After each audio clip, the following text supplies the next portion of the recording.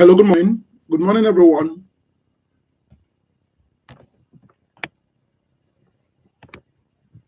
Good morning, everyone.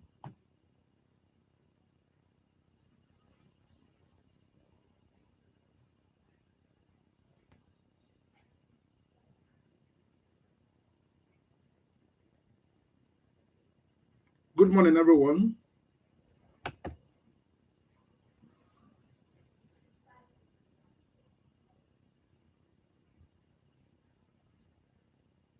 Good morning, everyone.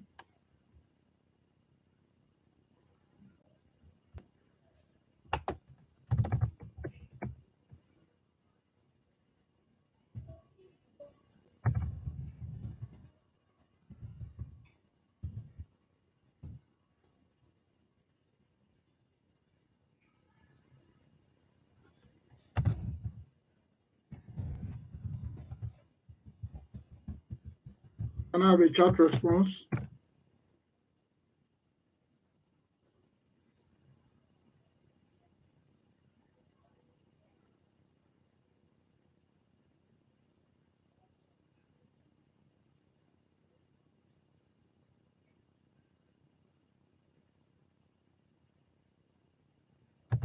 Morning.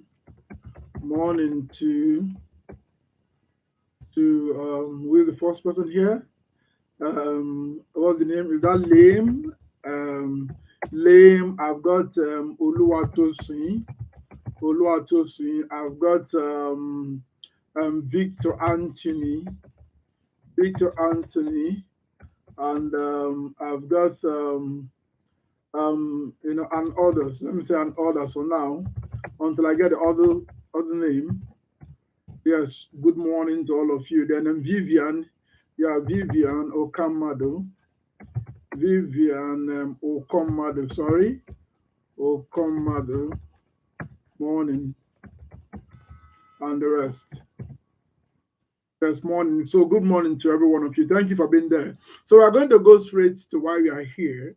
We're going to go straight to why we are here. Welcome to this special session for final year accounting or accountancy department students, for accounting graduates who are awaiting NYSC, for accounting students who are already on NYSC, and all those who have concluded, and maybe one or two enthusiasts from those who are not in 400 level, but those who are interested in getting to know what we're doing here. So you are welcome. Welcome to this very maiden episode. And we're going somewhere with this. We're going somewhere with this. With this maiden episode of this program, where we get to handhold. So the mission is this: want to create a learning environment, want to enable competencies that will handhold you into how to function in the real life. So having studied accountancy, having studied accounting, whether you are qualified professionally or not, having studied, we want to ensure we give you that knowledge, the competence that will enable you to function in a practical world, in a working life, in a field scenario, in a helpful or in a pragmatic setup. So that's the purpose. Because one thing is to pass exam and to do very well in examination, right? Then another is to be able to transform, transfer, and translate all of the knowledge, right, and competencies into what I want to call, into what I can call, usable skills. Yes, usable skills. So all of those you have learned, being able to transform them and then make them usable. That is the focus of what we are doing with this program. It is that simple. That's it to the point. So thank you all for being here. So let's go ahead. So our first edition is overview of applicable IFRS accounting standards in financial statement preparation. Overview of applicable IFRS accounting standards in financial statement preparation. So that is our main topic, overview of applicable IFRS accounting standards in financial statements preparation. So that is it. So you may want to chat up your friends and tell them to join us, or those that this program will be of utmost importance to, they should join us. So we welcome all of you once again, and thank you. Yeah, Michael Mekunuga, Yeah, you're welcome. Vivian, I've mentioned, I've welcomed you. I'm Molo Atosin, Victor Anthony, and the rest of you who are greeted earlier on. You are all Lem Storyteller, we didn't get your name. So Lem Storyteller, let us have your name, please. Then Treasure, Sheimode, you're welcome. So now, what are we saying here? What is the essence of overview of applicable IFRS accounting standards in financial statement preparation? Overview of applicable IFRS accounting standards in financial statement preparation. What is it about? We want to discuss how do you prepare financial statements using the IFRSs, using the IFRS accounting standards. Now, a quick information. Before 2008, before 2024, this year, we know the word IFRS, don't refer to all of the standards. But the ISB, which is the International Accounting Standard Board, has clarified. Yes, Mohammed, okay, Mohammed Mubarak, welcome. So I've clarified, the nomenclature, because sometimes people say in line with IFRS. The IFRS, is it the plural, like IFRSs? Or is it just IFRS? Is it IFRS this? Is it IFRS that? So there seems to be some sort of no inconsistency in the way the nomenclature is pronounced or used. So for the first time under the full IFRS framework, the board has introduced the name IFRS Accounting Standards. So if you are referring to one, this IFRS Accounting Standard. If you are referring to two or more, IFRS Accounting Standards, so that to be clear up front. Is there a case of, is it IFRS that you meant, or is it IFRSs, or what is the abbreviation you are trying to make? What does it imply? So for the first time, when they issued a new standard, they clarified, right, IFRS Accounting Standard, singular, or IFRS Accounting Standards. So that's the simple, straight to the point nomenclature when referring to a standard or to standards, either under the full IFRS or under the IFRS SME. So I want to invite you, please get your writing material by your side. Even though you can always come back to this video to watch, but get your writing material by your side. So when financial statements are prepared under IFRS, the standards are applied in preparing and presenting these financial statements. Yes, so the financials are applied in preparing and presenting financial statements. Now we know the common format, right? The common formats of IFRS financial statements, but we'll be looking at them. We're going to be taking a journey through them, right? So I'm going to share a financial shortly. I'm going to share a financial that's going to enable us even, tie into all of these standards we're talking about, for example, right? How are they applied, or how do they appear in the face of financial, for example? How do they appear? So all of those things are part of the issues we'll be showing you as we go ahead, as we go along the way in doing all of this. So as we discuss this standard, we shall be referring to live financial statements, right? And then trying to point out or pin specific issues that we see in financial, or now they apply in that real life as we want to see it and as we want to get used to it. So we'll be doing that along the way. Now, meanwhile, so let's start. What standard tells us the component of IFRS accounting statements? That is IS1. We know about it. So please get your writing material. IS1 is titled Presentation of Financial Statements. Presentation of financial statement. This standard outlines the component of IFRS financial statements. In paragraph 10 of IS1, it mentions them to be statement of financial position, which statement of comprehensive income, number 2, statement of changes in equity, statement of cash flows, number 4, notes to the financial statements, number 5, and the disclosure of significant accounting policies, and the disclosure of significant accounting policy. So that is the provision of paragraph 10 of IS1, the component of IFRS financial statements, right?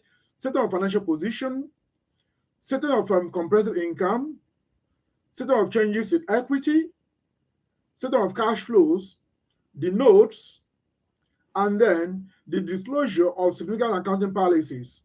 That is the provision of paragraph 10 of IS1.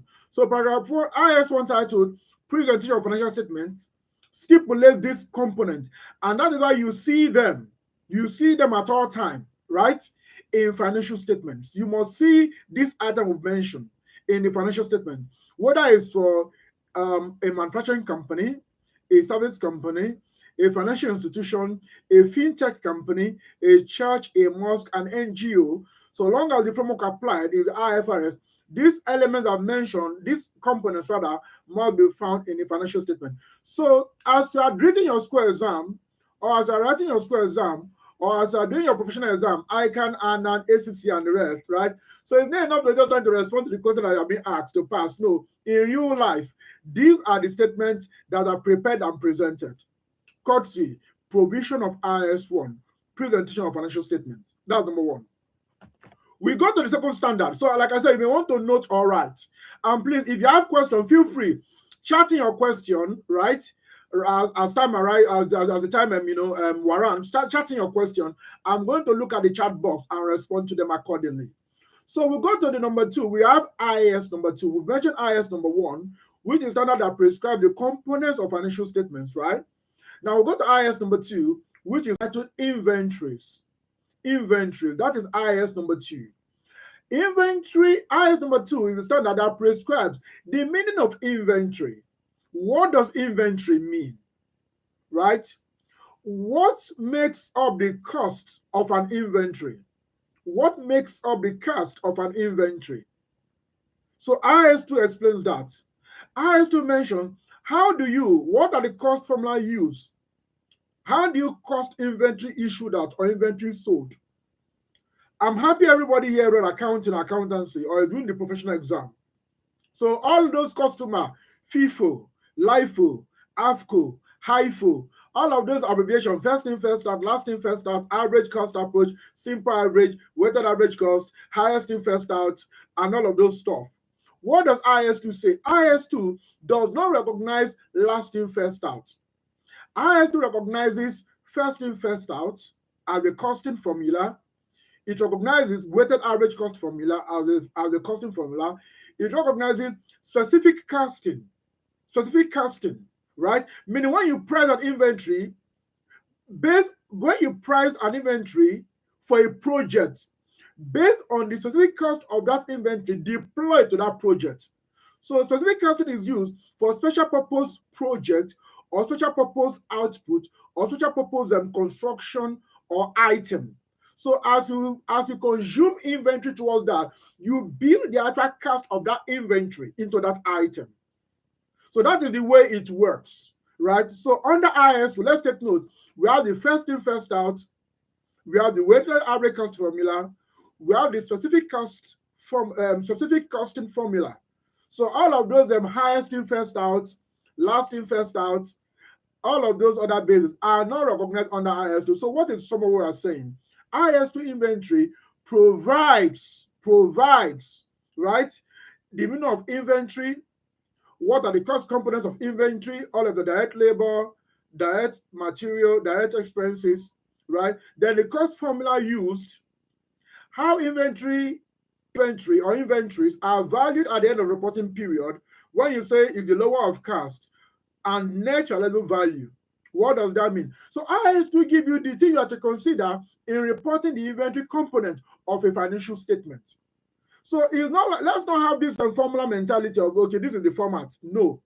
Let us rather know the provisions of this standard, because we are dealing with different industry or different entities. They are going to have different implication on the meaning of inventory. For example, Elizabeth Toyota, Elizabeth Toyota has motor vehicle. But take note, some motor vehicle are inventories for Elizabeth, the brand new vehicle that they sell, they are inventories. But the one they use for their administrative use or run around are not inventory in that context. So we need to get that and get the view behind it, right? So IS2 deals with inventory. Now the next standard after IS2 is IS number 7, IS7, which is a statement of cash flows. So we won't waste time on that at all, because we've always known that. Everybody knows one thing about statement of cash flows. However, that standard prescribes, right, the category of cash flows and the disclosure that should be made. So when you're employed tomorrow, or someone asks you tomorrow, please do a cash flow for me or do a financial for me, remember, recall, when you're preparing the statement of cash flow, always remember to refer to IS 7, because it's not enough to say I balance, as in saying cash and cash equivalent generated in a year, add cash and cash equivalent at start, we give you cash and cash equivalent at end, now it balances, I'm fine. No, it's not enough. See, as practitioners, it's no longer just about balancing. You know, in classroom, we are very happy with balancing. There's something balanced, or the figure balances with another, and we are very excited. But in the real world, it's beyond balancing, right? Because you communicate your report. And part of the core component of what you need to communicate with are your disclosures. So IS 7, statement of cash flows, contain the disclosures that are required to be made.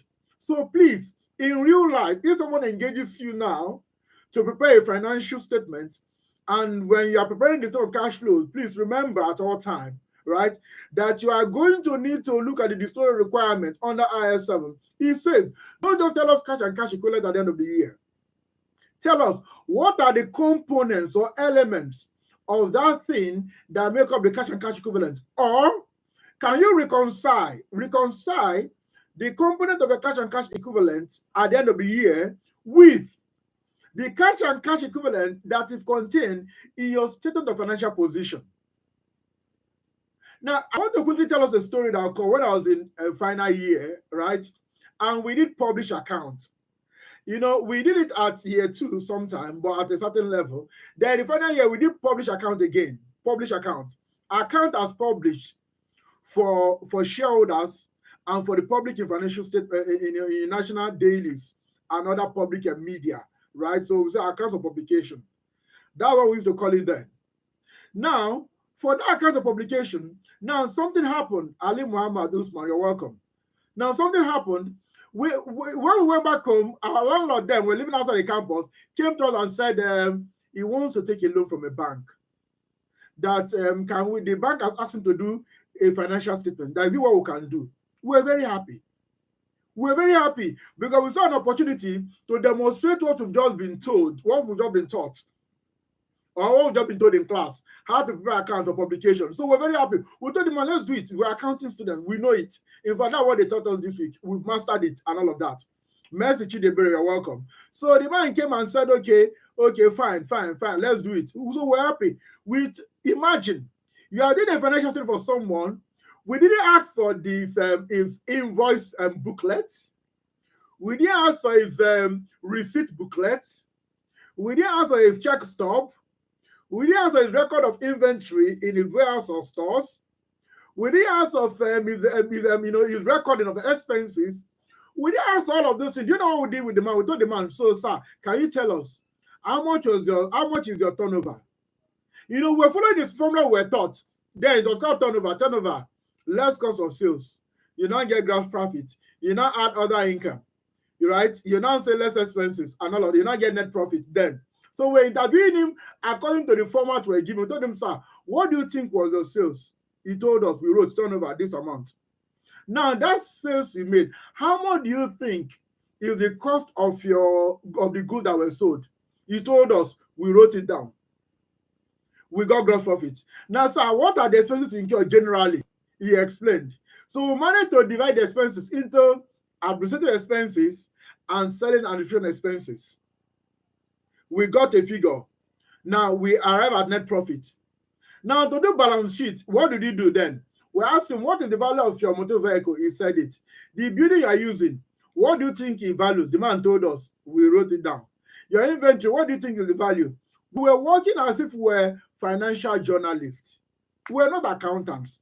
So my friend and I were just asking this question, we're writing it out. At the end of the day, we've gotten assets, we've gotten liability. Capital is what? Assets, depending on how you add it, right? Because capital plus liability equals assets, right? Capital plus liability equals assets, total assets. If you flip it the other way, capital equals assets, less liability. If you remember your accounting equation, you know that the assets, capital plus your liability will give you total assets, right? If you flip it the other way around, right? Capital could equal assets where there are no liability. Capital could equal assets where there are no liabilities. So capital plus liability will give you assets. Flip it the other way around, right? Capital equals asset less liability. So we use that method and we discovered, we arrived at a capital, right? We did balance sheet, we balanced. Guess what? Yeah, Michael Owen, you're welcome. Good morning. So we did the balance sheet, we balanced. Guess what? We did everything, we typed it, we gave the man took it to the bank. When you go to the bank, the accountant says, sir, that is your accountant. He has not seen this kind of account before. That are you sure that what happened? Why did the accountant method? Why is it different? The man said, no, these are seasoned accountant. The man lied, defended us, and all of that. The man said, why he's saying it is that the accountant said, why he was saying it was that there were no comparative year. For example, we only prepared out of 2024. There was no comparative of 2023. And in classroom, they didn't tell us anything about comparative year. You know the way they taught you, or the way they teach you, they just do that of the current year. Nobody bothers you with the comparative year. We didn't know in the real life, you don't just present the current year, you also present that of the comparative year. When we were doing all that, we didn't know it was there in IS1. In IS1, you are required to do comparative reporting. As reporting for the current year, you have to do for the comparative year. So the man came back to us that they said this account is not looking like the one they used to know. That there is no figure for the previous year. Do you know what we did, guys? We just took each line item for the current year. We multiplied them by 0.75, 0.75, 0.75. We multiplied them backward, 0.75. In other words, we sensitized them down by 0.75 and we got figure. The figure became the comparative year. So we did that. We gave it to the man again. He went. The accountant said that this statement, that he doesn't understand what's happening. That where are the accounting policies? In class, they didn't tell us accounting policies. So we only know we do depreciation straight line, the reducing balance, we do all those things. We didn't know that accounting policies are core content of your financial statements. So the Baba came back and told us that the man said we didn't include accounting policy. Then we didn't even know how to deal with that. Guess what we did? Then there's a company used to call Liver Brothers. Liver Brothers. A whole lot of you will not know it. That later became Unilever that you know today. So Liver Brothers went to pick one of their financial annual reports. We picked it. We opened. We saw where they wrote accounting policy. So we took it to the typist. Told the typist, type everything. Everything is in this accounting policy. Just type them. When the typist typed everything out, then we added it to the former one we've done. We had it bound and gave back to the man. All what we knew, the man did not come back to us again. Apparently, we did a bad job. We didn't know what we're doing. We're working from the mindset of what we learned in class. No, that in real life, you present information with comparative information. In real life, the accounting policy matter. Because we now remember that if the bank is looking at that financial statement, when they read accounting policy, right, it will not even have any meaning with the figure we are presented, because we just copied somewhere. We copied from somewhere and we pasted, right? So we're not real. So now, when I remember, I keep laughing every day. I'm laughing every day at what we did at that time, right? Because we didn't understand the gap between classroom and the field. Classroom and the field, there's a difference. So this is my point. Don't just say you know something of cash flow. Please follow the disclosure requirement under IAS 7 to meet up the disclosure expected of you under IAS 7. Very key. So we have discussed IAS 7. We'll go to the next standard, IAS 8. IAS 8 is titled Accounting Policies, Changes in Accounting Estimates and Errors. I repeat, IAS 8 is titled Accounting Policies, Changes in Accounting Estimates and Errors. What is the purpose of this standard?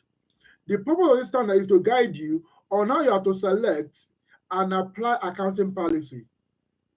That is the purpose, how to select and apply an accounting policy. In developing accounting policy, you need to follow the provision of IAS 8 to guide you on how you develop accounting policy. some transactions may be of a nature that are not really covered by any of the standards or some of the standards. It will be of that nature. When it is that, what do? IFRS gives the guidance of what you have to do.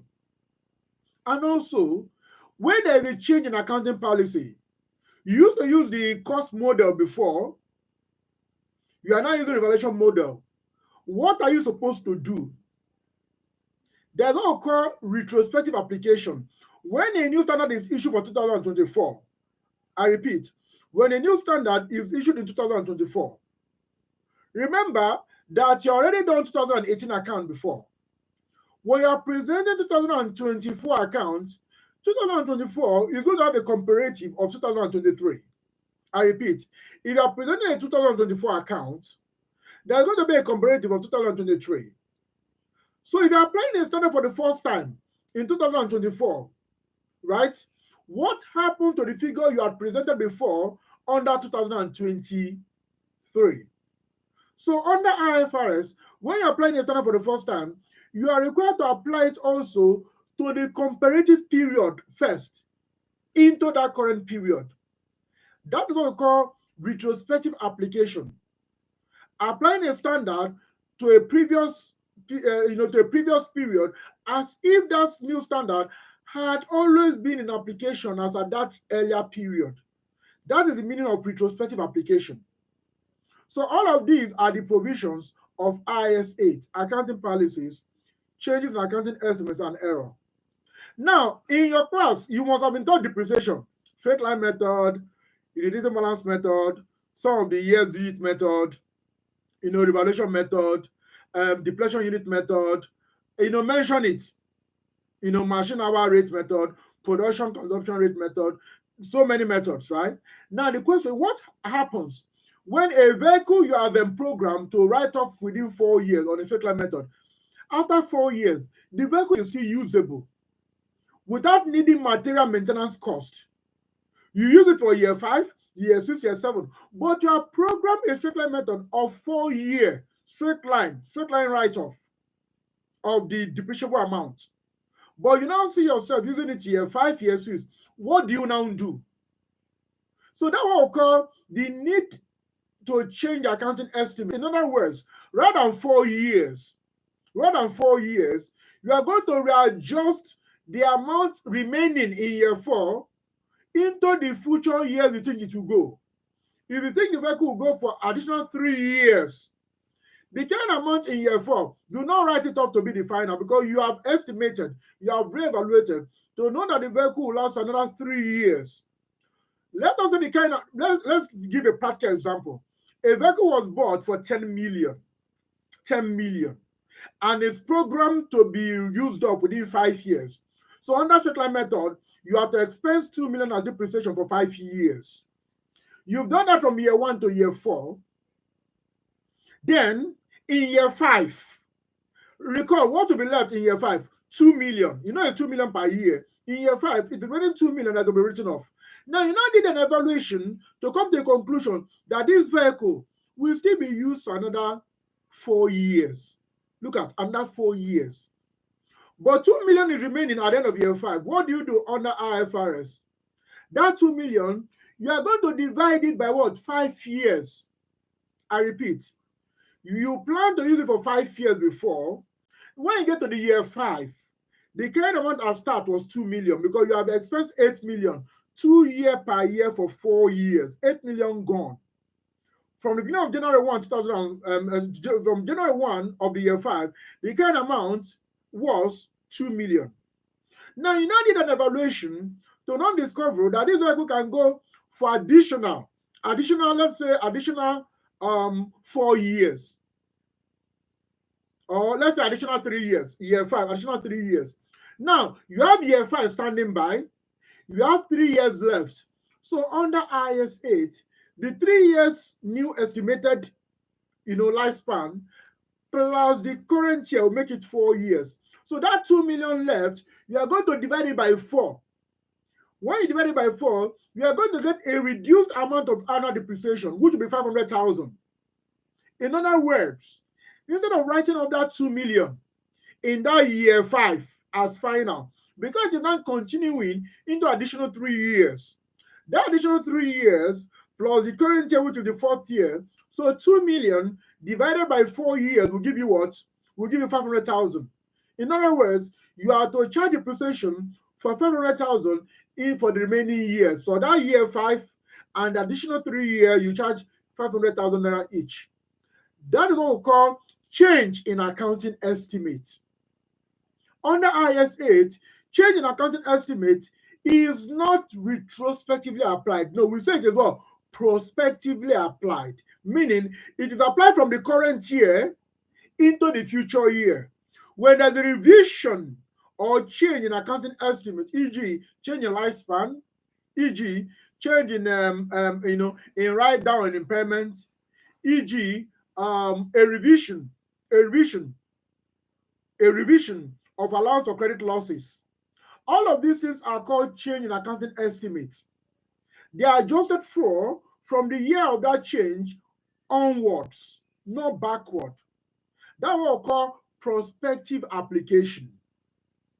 Remember, I've illustrated retrospective application. That one applies only when there's a change in accounting estimates, when there's a change in accounting policy.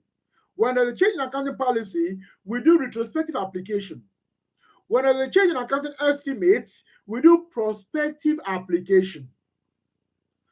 Lastly, for IAS 8, what happens if you discover an error made in previous reporting period?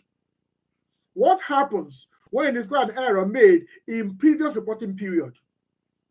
You are going to correct the error, but the purpose of IAS 8 is not just about you correcting the error, because in correcting the error, you pass accounting entry, right? Remember your almighty substance account, right? You pass the correcting entry. So we are not even talking about the correcting entry. That is given. You have to do that. So no question. The issue is, what disclosures are you required to do in the face of a financial statement to reflect the correction of prior period error that you corrected within a current accounting year? So that provision is contained under IAS 8. So IAS 8 has 3 parts. The portion or part that deals with accounting policies, the part that deals with change in accounting estimates, and the part that deal with error. These are the 3 components of IAS 8. Please, when you prepare a real-life financial statement, you need to follow the provisions of IAS 8. Forget about what you've written in your exam. Forget about I chapter I read my exam I won't sit in. Forget about all those things. The real life is a different game. It's a different game. You need to know how to calm yourself down and do the details of the work required. Whether a software has been used to do the reporting, when you export it to Excel, or you spool or you download it to Excel, you need to know how you have to arrange, adjust, or reposition the line item in line with the provision of IFRS when it comes to disclosure. So let's take note. That is IAS 8. So we have mentioned IAS 1, IAS 2, IAS 7, IAS 8. Now, apart from IAS, you'll notice we didn't mention IAS 3 and 4 and 5. Why? They learned IAS 3, 4, 5, 6. They no longer exist. They've been superseded by subsequent or later standards. Right? Yes. So we didn't mention 3, 4, 5, 6. No, they've been superseded by later standards. So that's why we mentioned IAS 7, we mentioned IAS 8. IAS 9 itself has been superseded by later standard. So IAS 9 no longer applies. But we have IAS 10. IAS 10 is titled Events After the Reporting Period. IAS 10 is titled Events After the Reporting Period. What does it mean? What is the essence of that standard? Let's give a simulation first, an example first, before we clarify further. This is 2024. A company's year end just ended December 31, 2023. Please follow me. A company's accounting year ended December 31, 2023. In the real life situation, please take note. When the year ends, you don't just prepare account and publish. No, the auditor will come for the end of year audit. It's according to the timing of audit, there's an interim audit and there is a year-end audit. According to the timing of audit, meaning according to the time when the external auditor comes, there are 2 timing: interim audit and year-end audit. Interim audit is the audit done anytime within the year. It's called an interim audit. right? And the year-end audit is already done at the end of an accounting year. So when an accounting year comes to an end and the financial has been prepared, the auditor, the external auditor, audits the financial statements. So if your accounting year ends December 31, 2023, and the year-end audit comes a week after, maybe 1st of January, then your board, you see, take notes for the working word. Financial statements are authorized by the board before they became substantive financial statements. I repeat, financial statements are authorized by the board or anybody in charge before they become substantive financial statements. Meaning, when you do your financial as an accountant, right? You don't do your accountant, your financial, you begin to communicate in meeting that this is the profit, this. No. Until it is authorized or approved, it is a draft set of financial statements. I repeat, when you prepare financial or set of financials that is not yet approved, it is not yet a financial statement. Why? Because it has not been authorized for issue. It has not been approved by the relevant board. You don't say I'm the chief accountant, I'm the CFO. Since my team have concluded it, that is fine. And no, you don't have such rights because it is the board under the Companies and Other Matters Act 2020, Comma 2020, that replaced the former Comma, the former Comma 2004, principally Companies and Other Matters Decree 1990. It is the duty of the board to prepare and present financial statements. It is the duty of the board. But in governance, the board uses its employee or its system to prepare that financial statement. So the person in charge of preparing that financial statement is the CFO or the head of accounts or the director of finance who will lead this team in preparing the financial. It is the board that is preparing it, but they are using you being the professional or the expert to get that job done. So when you're done with your financial statement, what do? You hand over to the board to look at it and to authorize. It's only when the board authorizes the financial statement that becomes final. Are you following me? So that is the way it works. So when the board authorizes it, that is the version you can now send to the external auditor to conclude his work on. You don't do a financial and send to the external auditor and you are talking and you are reaching final audit adjustment without what the people will call key management personnel. It's not done, right? So the board or the senior management, as the case may be, will need to authorize the financial because it becomes substantive. So this is the point. This is where I was going. Your year ended December 31, 2023. The auditors came in within the first week of January 2024. Then your board had to sit to authorize the financial, let's say in February 1. So look at the gap. Your financial year ended December 31, 2023. The board authorizes that financial, on February 1, 2024. Notice there is a gap between 2023, December 31, and February 1, 2024. A gap. December 31, 2023, and February 1, 2024. Now, when there are transactions or issues that occur within this period, what do we do to the financial? When there are issues that arise within this period, what do we do to the financial? For example, someone was owing us. We had a receivable of 20 million of a one-man business owing the company 20 million. As of when we ended the financial on December 31. Now, but we now heard that the following week, maybe January 14, that customer, right, died.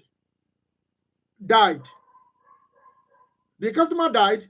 You know when key person risk crystallize, the customer dies, and we know there's nobody to hold. We don't even know who to hold. We don't know how to deal with it. Meaning that situation has created the need to impair the receivable or to write off a receivable or to do something.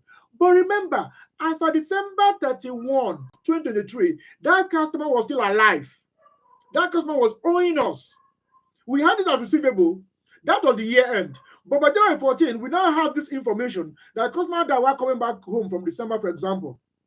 What do you do to that financial? This information is coming when? It's coming in 2024.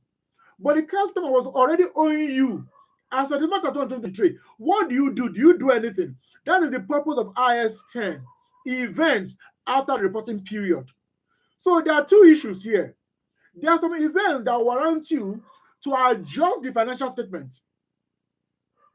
There are some events that warrant you not to adjust the financial statement. That is why we have the adjusting events and non-adjusting events. Yes, Nkit Mabasi, welcome. So that's why we have the adjusting events and non-adjusting events. So there are some events that occur that warrant the adjusting of a financial statement, right? And there are some items that are arrived that will not warrant adjusting the financial statement. That is the purpose of IAS 10, events after reporting period. So events after reporting period are events, transactions, development that occur after the end of an accounting year, and the period when that financial is authorized or issued, that period between the end of an accounting year and that time when a financial is authorized or issued, that period, those things that occur are called events after reporting period. How do you deal with them? What are the disclosure required? That is the purpose of IAS number 10. So let's note this. These are real life issues that occur. Or maybe another accounting year has ended, December 31, you did the account, then on January 21, you learn that there was a fire outbreak in one of your stores in Kaduna, burnt up all your inventory. Remember, that inventory burnt up occurred in January. But as of December 31st, 2023, when you did your inventory balance, that inventory was not burnt, it was in your book. What do you do to this? Do you see it? What do you do to this? What do you do? So do you adjust your inventory to net off the amount that was burnt off? Or do you leave it that way and just do a disclosure? Do you see it? So I won't give an answer to this. So you're going to see it by reading IAS 10 to know what kind of event will warrant adjusting and what kind of event will not warrant adjusting. That is what IAS 10. So I leave it for you to think, because we are going into the practitioner's world where nobody will tell you anything. You are the one to look at the thing and deal with it. And you have to be sure you are competently dealing with the issue in such a way that you not be considered not to be that this guy is not top notch. You are just managing him. So it's not good to be seen in that light. A guy was employed in a company I know of, a recruitment company I know of, in 2011. Guess what? The guy had the first class in accounting, chartered accountant, came for interview, was number one by all standard. Guess what? He was employed by oil and gas company in Port Harcourt, giving a full flat, 3-bedroom flat, giving an official car, giving a driver, giving every single thing as head of finance. So that company that recruited on behalf of the permanent company, sent him. He went to Port Harcourt. After 2 weeks, what happened? The guy ran away, left job and ran away. In fact, we were looking for him. We have to go to police station in Lagos and then Port Harcourt, reporting that this guy is missing. We don't know his whereabouts. Phone switch off, was unreachable. In no way. It was only through the referee, that were able to, begin to trace, and then we got him. So hey, yeah, it's a live video. Someone is asking Sunday or Mola Day. Is a live video. Yeah, it's a live session. So someone is not asking we were asking him, hi, what happened? He said that he's so sorry. That is not what you can explain. We said, no, you don't know what you can't explain. Tell us what happened. What really happened? Talk to us. He said the volume of work, the prayer was too much, that I could not function on the field. That they won't even allow him to rest. They said, do this report. He said he was confused. The best thing was for him to run away. He didn't take anything that belongs to the company. He left the company's car, left everything in the apartment, forfeited the salary, and ran away. Totally. Why? Because in the real world, you are going to have to face issues. It's not a case of you finish your question in 2 hours, whereas the question was 3.5 hours. No, in real life, Aberi Shedrack, you are welcome. So in real life, you're going to deal with issues. So the more you know how to, manage the reality, the better. You need to begin to develop your skin, a thick skin towards issues. Issue will always arise, right? So there's nowhere to run to. So you have to face it or deal with it head on. So I'm trying to tell us this because for event after reporting period, these are issues that commonly arise that we need to be familiar with. That is IAS 10. Now we no longer have IAS 11. IAS 11 was used to be known as what? Insurance contract. But it no longer exists. It has been replaced by a later standard, right? So no IAS 11. We have IAS 12, income taxes. In income taxes, how do you compute your income taxes under IAS 12? Your current tax, your deferred tax. How do you measure them? How do you classify them? What are the disclosures associated with IAS 12 income taxes? That is the purpose of IAS 12 income taxes.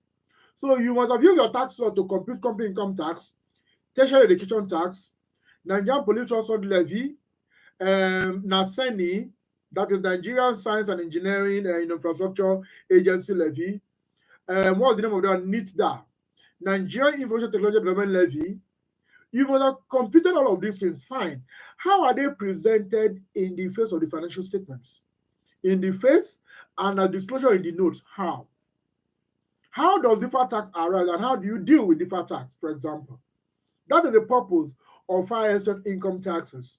So for us, in real life, it's not about you cramming everything. It's about you knowing how to go and pick that information, apply it, and get the job done. So it's not really about cramming. It's about you knowing, okay, what's the issue here? Let me go here. I'm going to get this information here. Maybe your company has taken a loan from a bank. You are beginning to see a amount of charges. And you've already resumed as an accountant. You should know that, okay, do you know what? Let me even get the offer letter. Where is the loan offer? Look at the loan offer. Look at all the fees stated in that loan offer.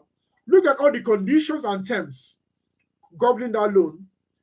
So you should know that, okay, there is what we call banker's tariff somewhere.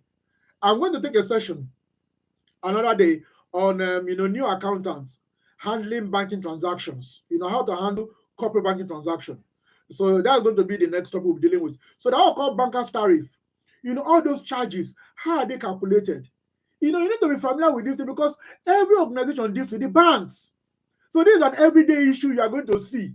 It's not because of no, we don't do bank. We only do single column cash book. There is no single column cash book anywhere in real life anymore. Please take note. There is no single column cash book anywhere. That was for the classroom, right? This is another word on its own. So we don't have IAS 11. We've talked about IAS 12. We don't have IAS 13. We don't have IAS 14. We don't have IAS 15. We have IAS 16. IAS 16 is on property, plant, and equipment. Property, plant, and equipment. That is IAS 16.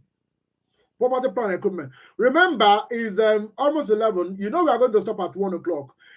Please, all of you here, and I hope and pray that you're going to be around till we are done. You are going to do an assignment here, which, stay with me, you are going to do an assignment that every one of you are going to show us what you've done. So I'm going to set up a Zoom link that will enable you to join. I will give you the ability to share your screen. Then you now share through this YouTube live, chat, live stream.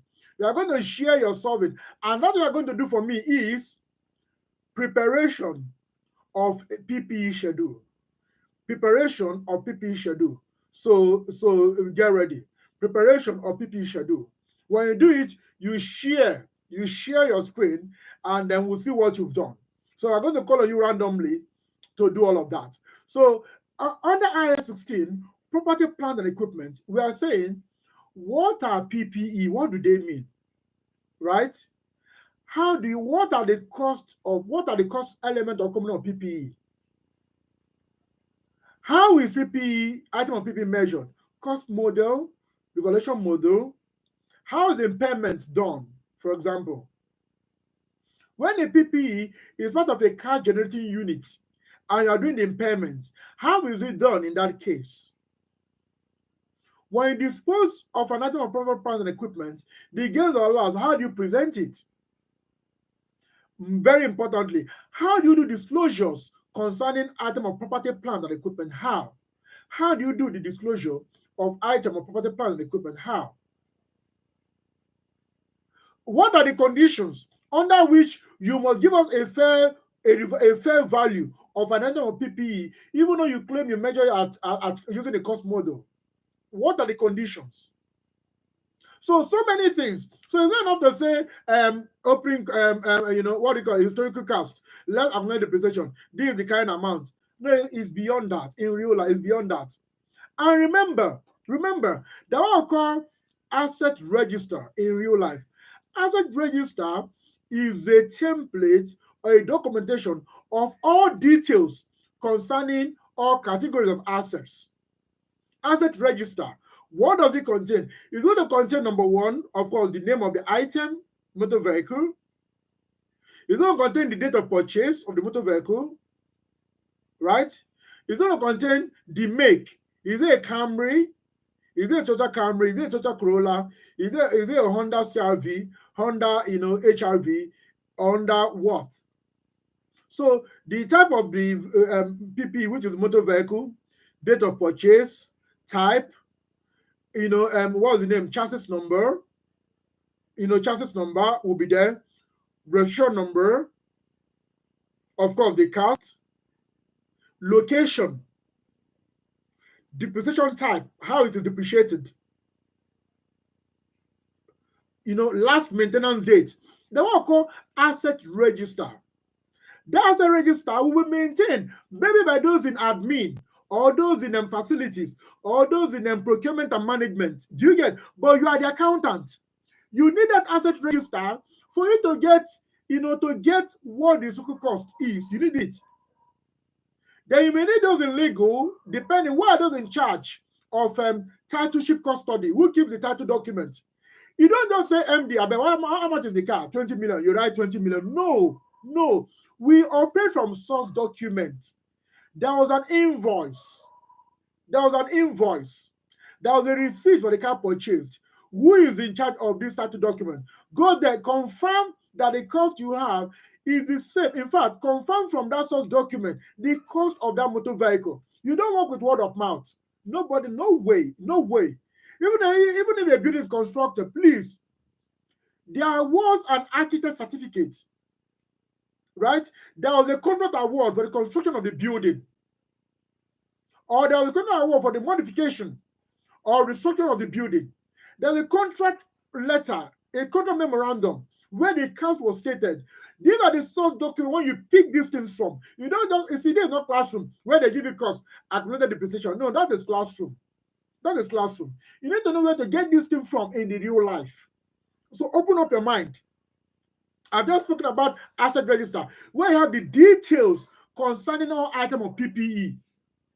The type, date of purchase, cost of purchase, chassis number, for example, registration number, location, status of insurance,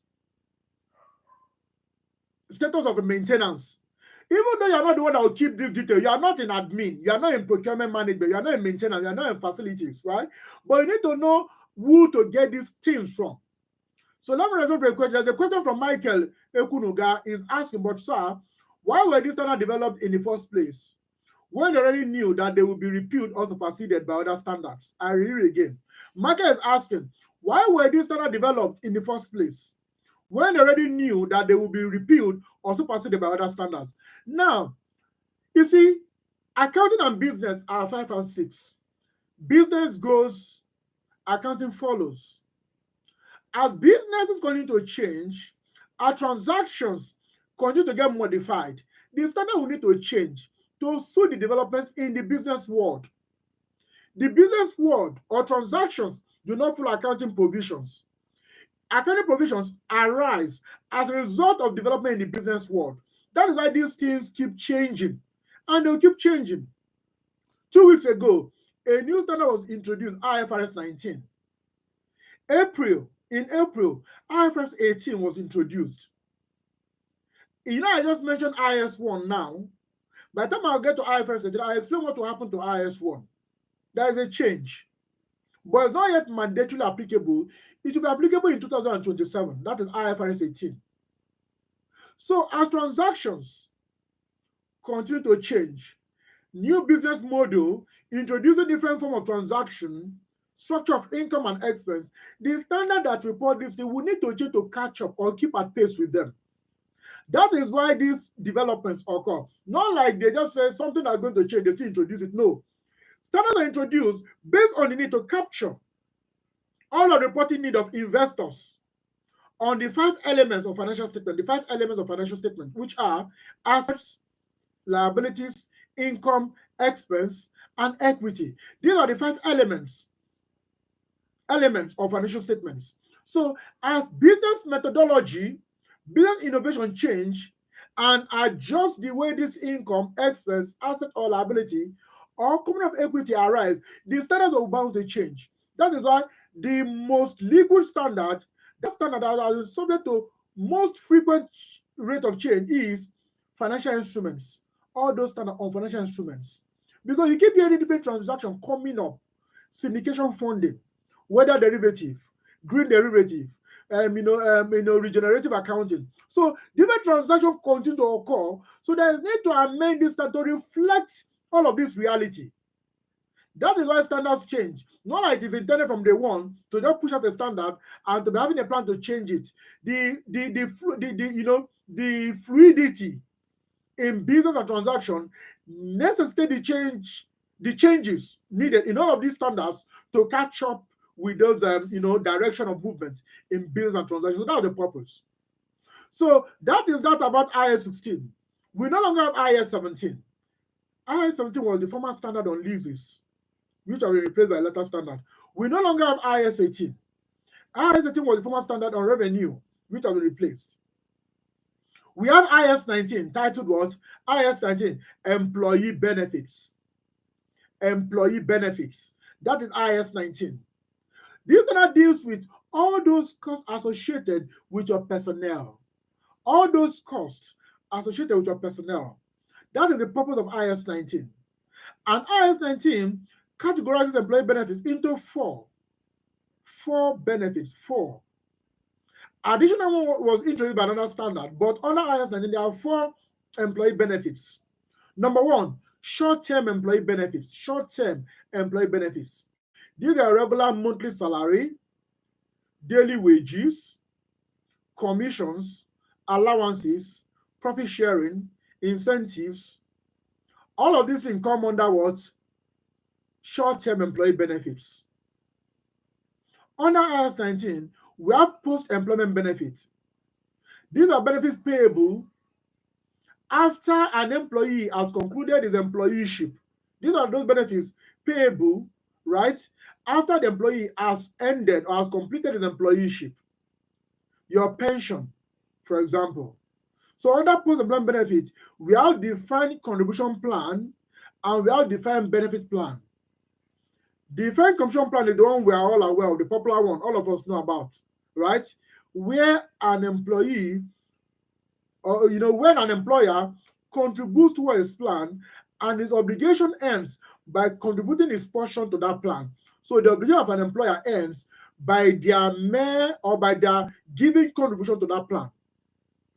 Whether the employee resigns later or retires later, now lives very long, that the money set aside is no longer enough to cater for him, it is not the obligation of the employer. Because under the defined contribution plan, the employer's obligation ends with the contribution brought forth for the purpose of that plan. That is the defined contribution plan. But in defined benefit plan, the obligation of the employer does not end by mere contributing. His obligation continues whenever there is a shortfall in the plan assets or the investment made thereon on the contributions. When there is a shortfall between that plan asset or contribution and the obligations that are required to be met on the employee by virtue of being an ex-employee. When we look at the amount you have set aside as an employer or the amount of investment you've had as an employer for the purpose of the benefit of your ex-employee, but the obligations of your employee, maybe their health benefits or health package, right, is now higher than what you set aside, then there's a shortfall in the what? There's what we call net defined benefit liability. Net defined benefit liability. So the employer will need to fund that shortfall. So the employer continues to be responsible for any shortfall on contribution and returns thereon, or for any shortfall on planned assets, vis-a-vis the corresponding obligations that are required to be met from that planned assets. That is what happened under defined benefit plan. So whether defined contribution plan or defined benefit plan, they all come under post-employment benefit. Post-employment benefit. Thank you, Michael. Post-employment benefit. We move on. There's another benefit called other long-term employee benefits. Recall, I've called short-term benefits. I've mentioned post-employment benefits. The third one is other long-term employee benefits. These are benefits payable to employee after having met some condition over a long period of time while still in employment. Look at the caveats. While still in employment. The benefits payable to employees after meeting the vesting conditions, right, which often occur over a long period of time while still in employment. For example, long service award. Long service award.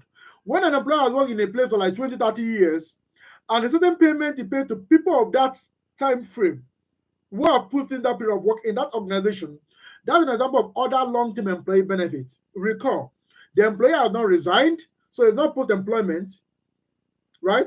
And it's a long period of time for the condition to be entitled to such, is required. So we call it other long-term employee benefits. Also, your lecturers go for sabbatical leave. Sabbatical leave. You don't just resume today in the university and go for sabbatical leave the following month. It doesn't work that way, right? So there's a vesting period. A vesting period is a period required for certain condition attached to a benefit to be met.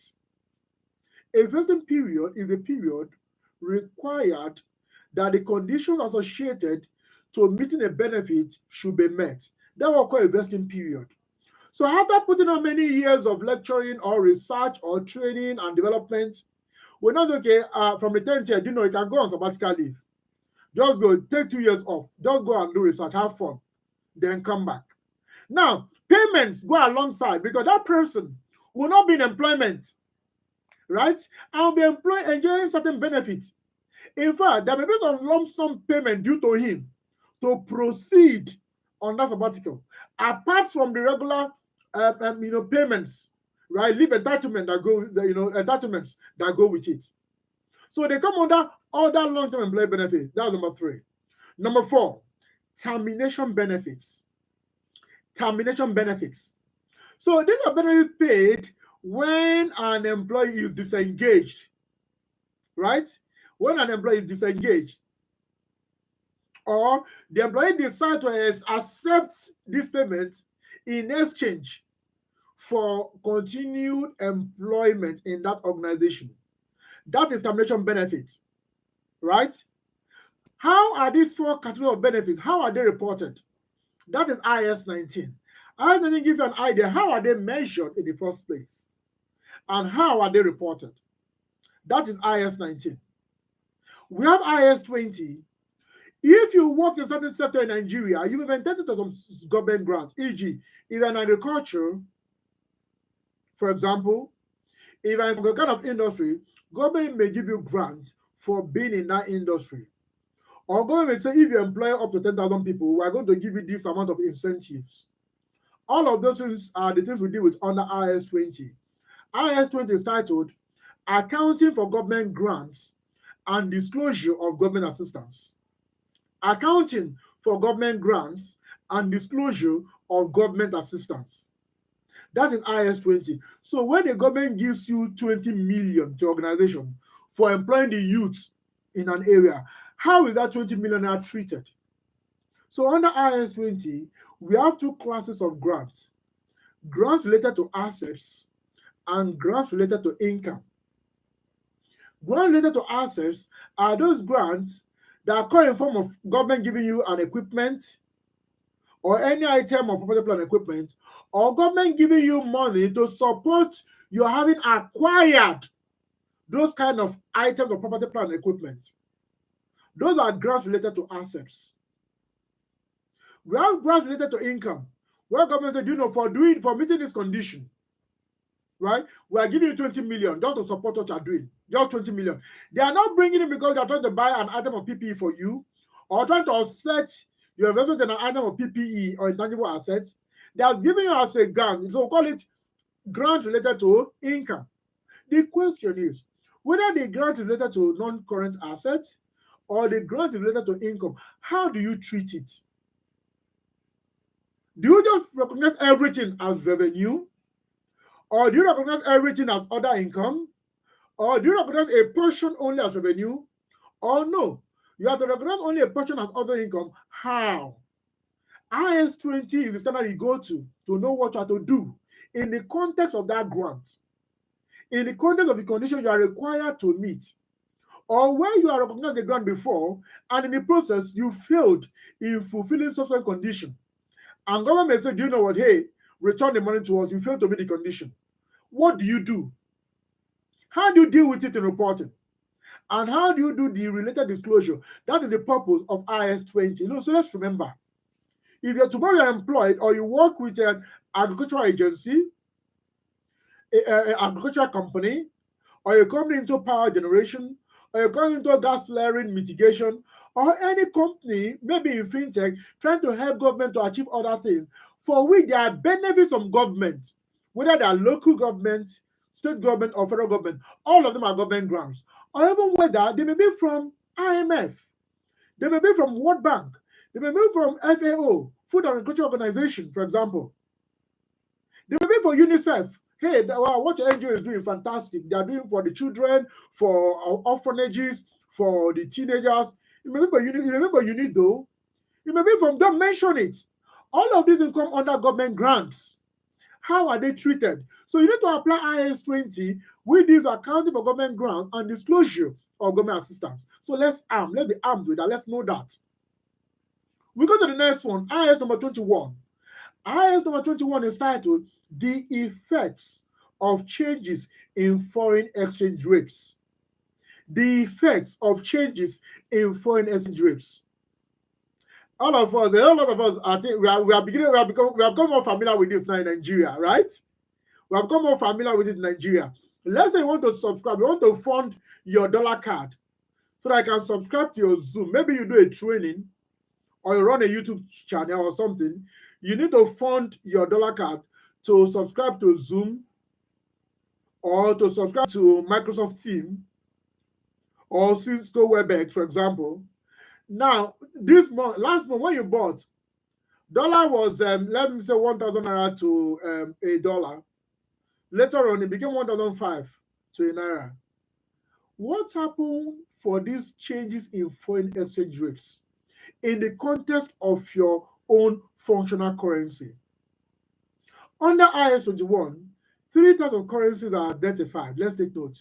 We have the functional currency, we have the foreign currency, and we have the presentation currency. 3 sets of currency.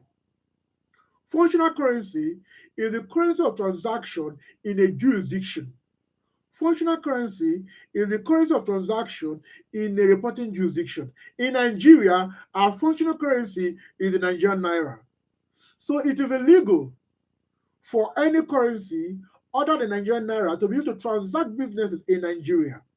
Hence, the stoppage of the embassies and some other companies from using dollars as the medium of exchange and transaction because they are in Nigeria. That is functional currency. Foreign currency is any currency other than the functional currency, or the currency of transaction denominated in any other currency apart from the functional currency. So that is what we call the foreign currency. So it's not just a currency of another organization or of another country. No. What we are saying is a currency different from the functional currency in which transactions are conducted in. So in Nigeria, when we talk about dollar is a foreign currency, pound sterling foreign currency, and then the euro, yen, renminbi, sefa, all of these are foreign currencies. What about presentation currency? Presentation currency is the currency in which a set of financial statements is presented. I repeat, presentation currency is the currency in which a set of financial statements is presented. So that language of presentation in your financial statements, that monetary language used in the presentation of financial statements is referred to as the presentation currency. So under IAS 21, it guides us when you have a foreign payable or a foreign receivable. Recall, as our date of going to that transaction of foreign payable or receivable, the exchange rate may be a certain amount, maybe a 1,000 naira to a dollar. Then subsequently, the exchange rate is now 1,002 to a dollar against the 1,000 it was as at the beginning. Notice, you still have that foreign payable or you still have that foreign receivable, but the exchange rate has changed from 1,000 naira to a dollar to 1,200 naira to a dollar. So there's a 200 naira differential. This 200 naira, right, can be an exchange gain or an exchange loss. If you had a payable before, denominated in foreign currency, you had to pay a foreigner or a foreign counterparty, a dollar, and that dollar is 1,000 naira. 3 months down the line, you are still owing that foreign counterparty, and the dollar is, is same $1, but now the naira is 1,200 naira. What happened? Your indebtedness has increased from 1,000 naira to 1,200 naira. Even though you've not paid, that 200 naira in that case is called unrealized exchange loss. Unrealized exchange loss. Why? Because what you're going to part with, or there's an increase in the obligation you need to settle by 200 naira. Unrealized exchange loss of 200 naira. If we flip it the other way, if a foreign debtor was owing an organization $1,000, which is 1,000 naira, then later on, the exchange rate is now 1,005 to the same $1. For that entity that is being owed by the foreign debtor, they have made a 500 naira. Initially, it was 1,000 naira. Subsequently, it is 1,500 naira. So there's a difference of 500 naira. That difference is called unrealized exchange gain. That's just an example. Another example, what happens if you have a branch in Togo or you have a subsidiary in Ghana, right? You have a net investment there. Two things are always done in that case. First of all, when you're trying to consolidate your financial or a foreign operation, you convert that foreign operation from their currency into your own presentation currency. It is after you've converted it into your presentation currency that you now consolidate with your naira currency of the parent company. This is the issue. By converting the foreign operation in Ghana from cedi to the naira, you do a cross-currency conversion, meaning you go from cedi, Ghanaian cedis, to the dollar, then dollar to the naira. Now, it will always give you an exchange gain too, or an exchange loss, right? So we call it, net monetary differences. Is there a net monetary gain or is there a net monetary loss for such foreign operation? How do you treat it? Do you present it as part of your other income or expense, or do you present it as a column, as a foreign currency transaction reserve, which is what we do? Foreign currency transaction reserve, which is what we do. These are the things we look at under IAS 21. Let's get familiar with it. We no longer have IAS 22. We have IAS 23. The title is called borrowing cost. Borrowing cost. When an entity goes out to source of fund for the purpose of its operation, there may be some costs associated with sourcing of that fund. So we say borrowing costs are interest and other costs incurred with respect to the borrowing of funds. Borrowing costs are interest and other costs associated with borrowing, right? Associated with borrowing for the purpose of that business.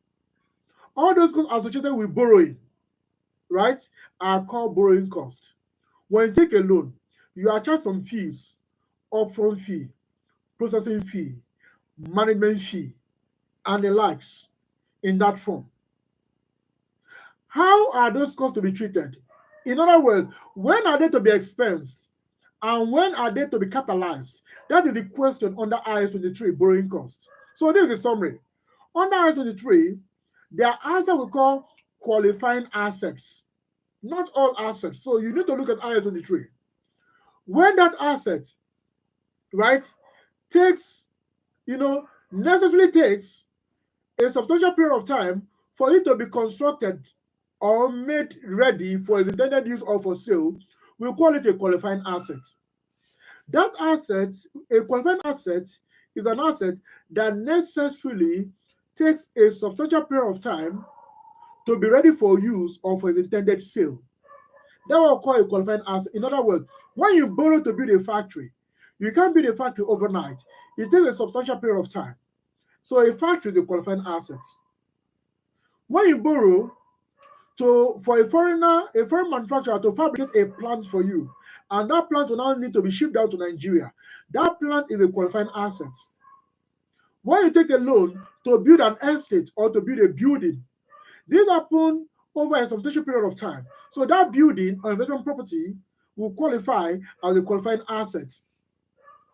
If a special purpose company, let's say you are Airbus or you are, what's the name, Boeing, Boeing or Airbus takes a loan to manufacture a specific kind of aircraft for a buyer. The Boeing associated within that construction of that aircraft makes that aircraft a qualifying asset. Why? Because it takes a substantial period of time necessary for it to be available for use or for sale. So those are the definition or meaning of qualifying assets. So any borrowing undertaken by an entity with respect to borrowing of fund is called a borrowing cost. The question is, when is that borrowing cost capitalized as part of the assets? When is it expensed? Capitalization means adding the borrowing cost to the cost incurred on the asset as part of the current amount of the asset. That is capitalization. Expensive means that borrowing cost, when you write it off in your profit or loss, that will call expensive. When do you expense? When do you capitalize? So IAS 23 provides that if you incur a borrowing cost with respect to qualifying asset, you see the condition, qualifying asset, you have to add that borrowing cost as part of the cost of that qualifying asset. So now what happens when you've taken different loans, pool of loans? Out of that pool of loans, you use some to pay worker salary overdraft. You use some to do painting of your house. You use some to do this. You use some to construct an asset. Which portion of the interest expense are you going to capitalize? That leads to the issue of what we call capitalization rates. Capitalization rate. So all of these things are contained in IAS 21. So IAS 23, sorry, borrowing cost, IAS 23. So let's be familiar with them or where to go to for assistance and the disclosure required for all of these. IAS 24, related party disclosures. Related party disclosure, that's IAS 24. What happens when a business sells products to its director, to its chairman, to its MD, to its GM, to the spouses of the MD, EDs, and the rest of them? Or what happens when an entity transacts with a subsidiary or with his parents or with his associate or with his joint venture or with a party that has an interest in a joint venture they are in together with? Those kind of transactions, what do you disclose about them? That is the purpose of IAS 24. Also, the employee benefit you pay to the key management personnel, those charged with planning, directing, and controlling the entity are called key management personnel. So the entitlement you pay to these people, for example, how are you to disclose them? Do you just say personnel cost 20 million? Instead, I say no. We want to know, please, break it down. What portion of the personnel cost to these people? What portion was short-term employee benefits? What portion was post-employment benefit? What portion was other long-term employee benefits? What portion was termination benefit? We need to give us a breakdown. So IAS 24 is a disclosure standard. So it's not enough to say I've done personnel cost, it is this amount. No. Anyone who qualifies as a key management personnel And any party that qualify as a related party need to have their transactions mirrored as disclosure for those things dealt with between them and the organization. That is the purpose of IS. So let's know this in real life. We will have to deal with it. Thank you, Alieru, for him for the comments. Thank you so much. So that's what we're talking about. Very key. We no longer have IS-25. We no longer have IS-25. Then we have IS-26. IS-26 is titled Accounting and Reporting by Retirement Benefit Plans. Accounting and Reporting by Retirement Benefit Plans. Which entities does this standard apply to? IS-26 applies only to one type of entity. Only to one type, and that is pension fund administrators. Pension fund administrators.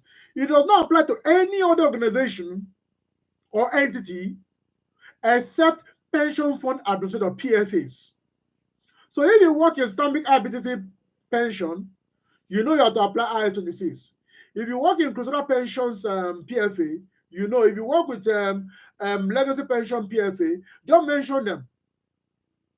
All of those pension fund administrators, they are the only set of entities that apply IS-26. Now, what is IS-26 all about? When we're a PFA, recall, let's say we are Stanbic IBTC PFA. We have our building, we have our motor vehicle, we have our staff, we have our own call that we run. As our duty, now, some employers are required to make a contribution under defined contribution plan as contained in the Pension Reform Act 2014. They are bound to make 10% contribution, while employees make 8%. So you collect this contribution from these people. But guess what? You do not collect it directly as a PFA. They pay it into the bank. The bank are called Pension Fund Custodian under the Nigerian law. They are called PFC, Pension Fund Custodians. The PFA are the ones who are in charge of managing that fund. So the law separates who holds the money from who manages it for control purposes. So the PFA, what do they do? The PFA says, okay, do you know what? This portion, invest in treasury bill, invest in this bond, invest in this euro bond, invest also percentage here, so that I can make more returns and all of that. That's the function of the PFA. Therefore, under IS-26, we want every PFA, please, keep a separate set of financial statements that deals with these funds for which you are a custodian. You know, you're like a trustee. You're like a custodian. In your school, where I know a lot of you did them executorship and bankruptcy. Yeah, for anybody who read accounting, accountancy, you will have done executorship or bankruptcy. Now, when a receiver is appointed, or when a trustee is appointed under, when you're talking about, trusteeship accounts. Now, the trustee keeps separate record for all transactions pertaining a given trust, or for all transactions pertaining an entity being liquidated. He doesn't combine those transactions with his own records. No. That is the concept behind IS-26.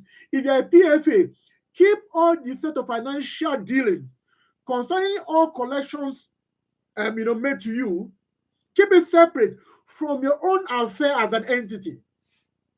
That is why if you look at the financial of any PFA, you see two sets of financial. You see the one concerning that company itself and the one concerning the retirement service accounts and the net asset available for distribution, to RSA holders. You see, they're often separated. Thank you, Michael.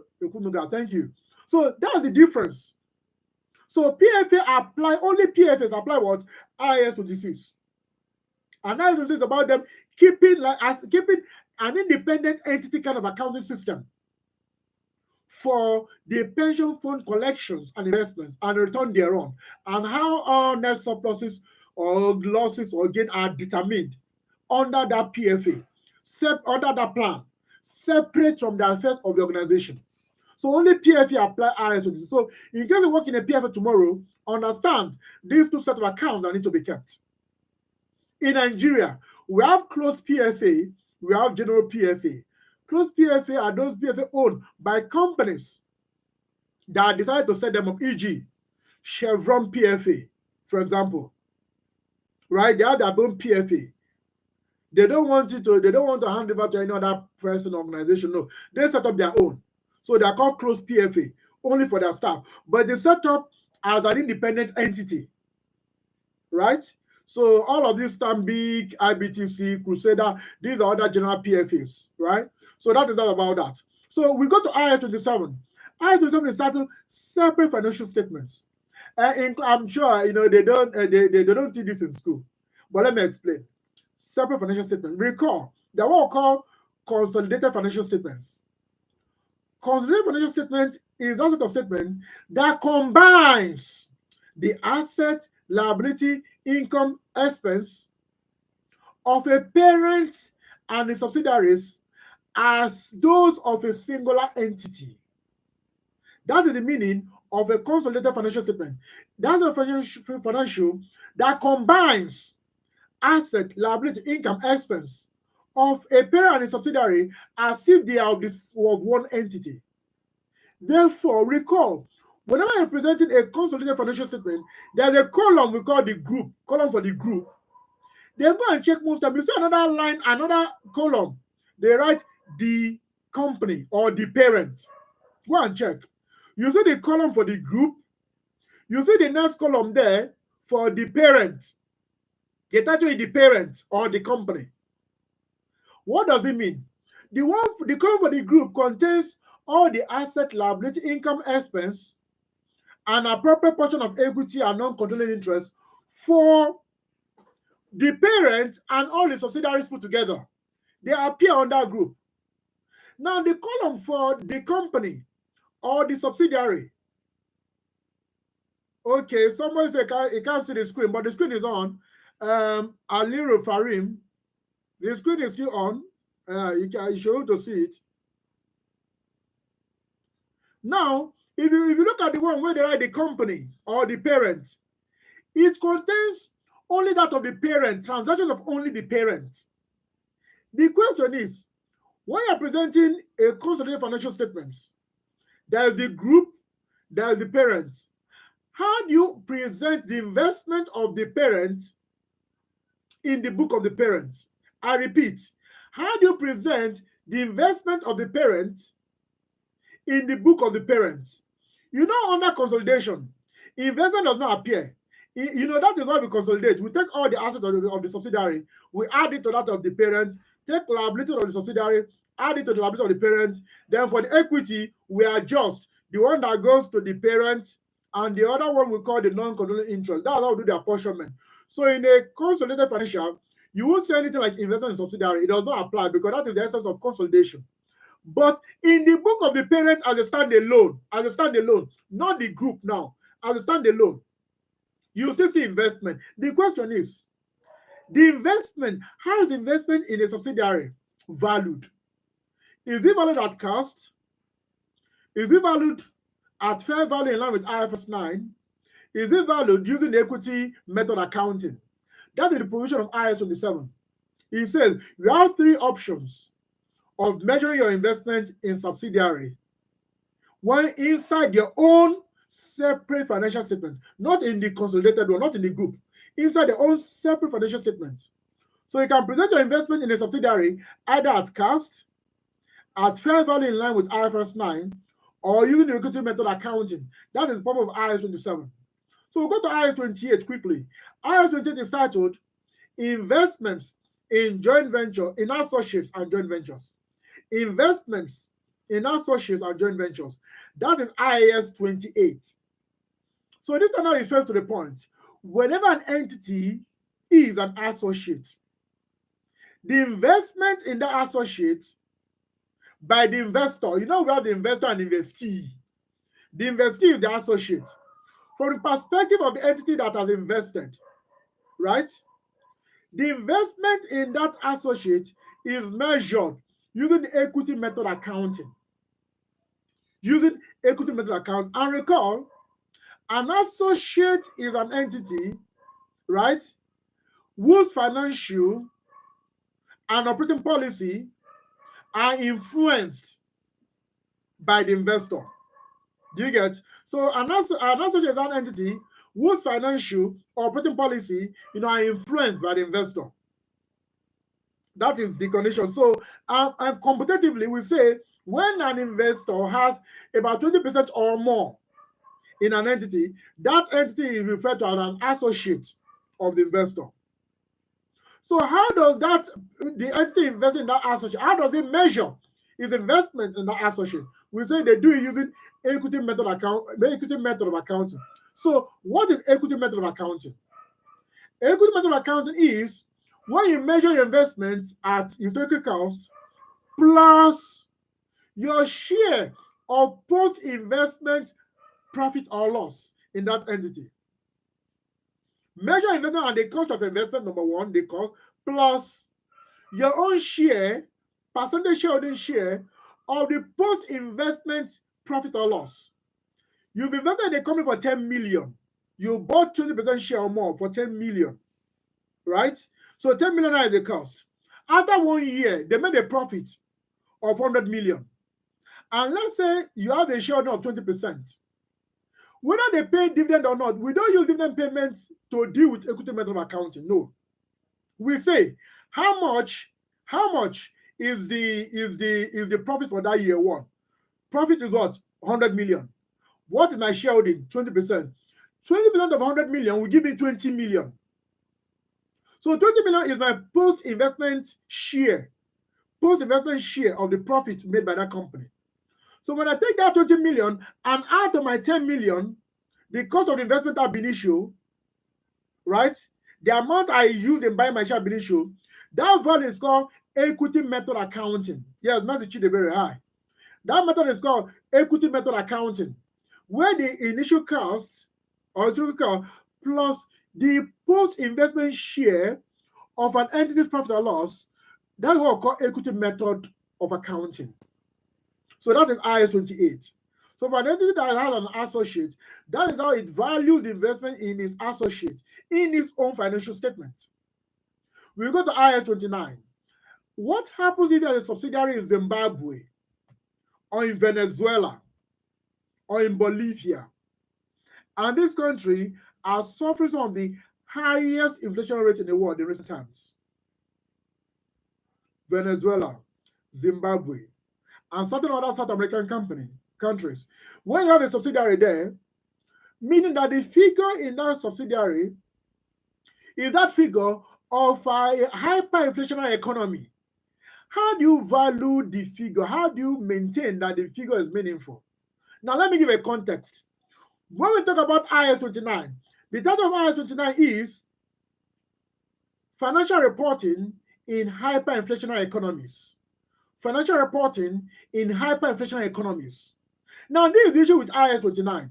It is not about the current year. Let me say this is 2024, right? 2024, and we've now, on our judgment and evaluation, we've concluded that this year is a hyperinflationary year. Therefore, we need to report under that philosophy. Guess what?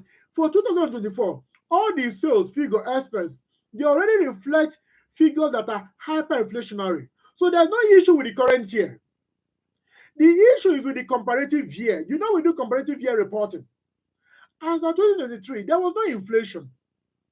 Therefore, if you have to use the figure for 2023, right? If you have to use the figure for 2023, that figure was not hyperinflated. But we are now presenting the 2023 with the 2024 that is hyperinflationary.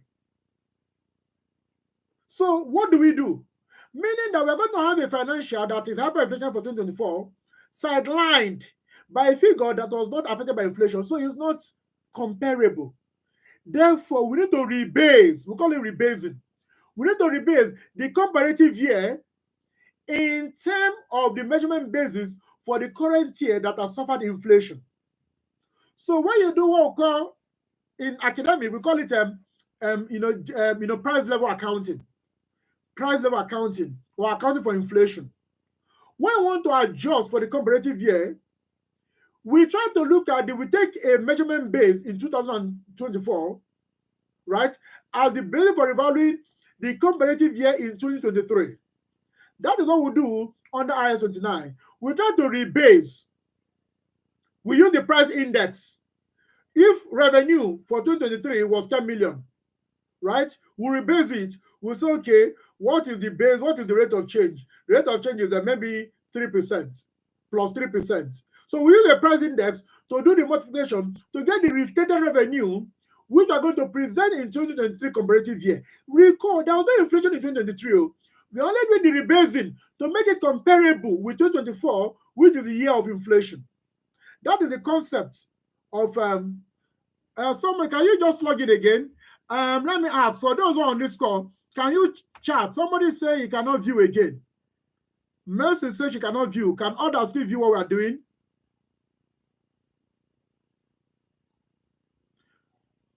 Just a chat. Can I get a chat from those who are online? Can you just confirm whether you can still see me and whether you can still view and hear what I'm saying? Somebody says she cannot. I just need a chat confirmation. A chat confirmation from one of you.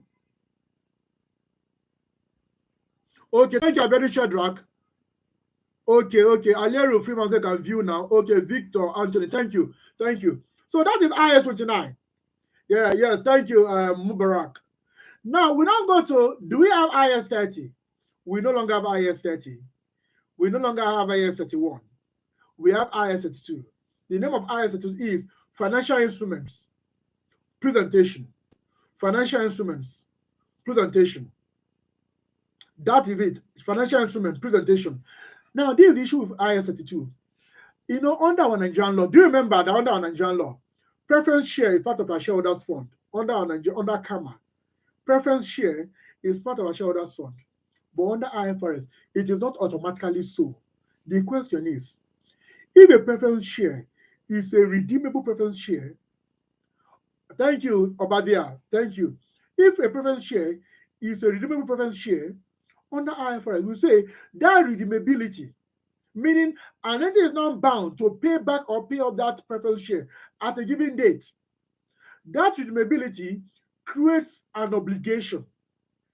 So under IS 32, for any equity instrument that has an obligative side to it is not classified as equity. It is classified as a financial liability. That is the whole concept about IS 32. Don't just, all shares are equity. No. Please look at the conditions. What are the conditions? What are the terms of that shareholding? Does it in any way create obligation for the entity, or does it not create? When it is an equity in its pure sense, meaning those who bear the ultimate risk, who share the net asset after all other obligations have been settled, if it is that characteristic, there is equity.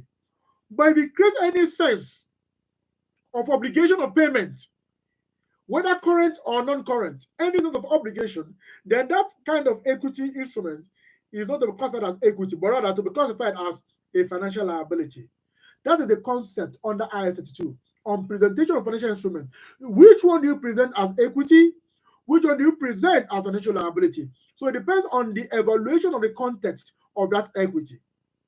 That is IS 32. We have IS 33 titled what? Earnings per share. Earnings per share. I'm not going to say any much about that. We know about earnings per share, both basic earnings per share and diluted earnings per share. However, let's take note. Earnings per share is only applicable to a company whose shares, one, are quoted on the exchange or are intended to be quoted on the exchange.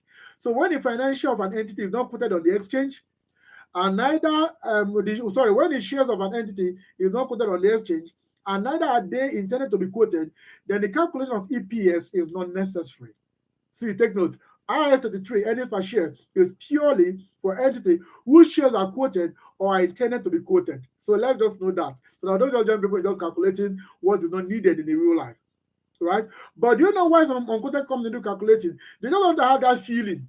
You know, they want to have that metric to be part of what they use to evaluate themselves, right? But it's not part of the duty required at all whatsoever. And I'm going to speak to this when I mention IFRS 18. So that is IS 33.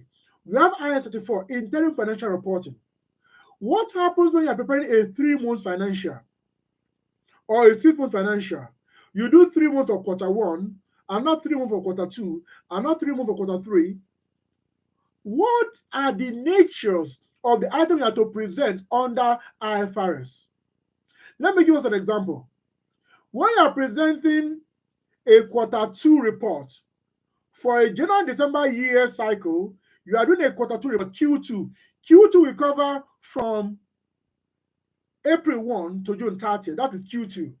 April 1 to June 30. That is Q2. So we are presenting your statement of profit and loss and other comprehensive income for Q2.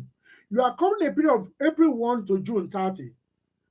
Under IAS 34, do you know what the standard says?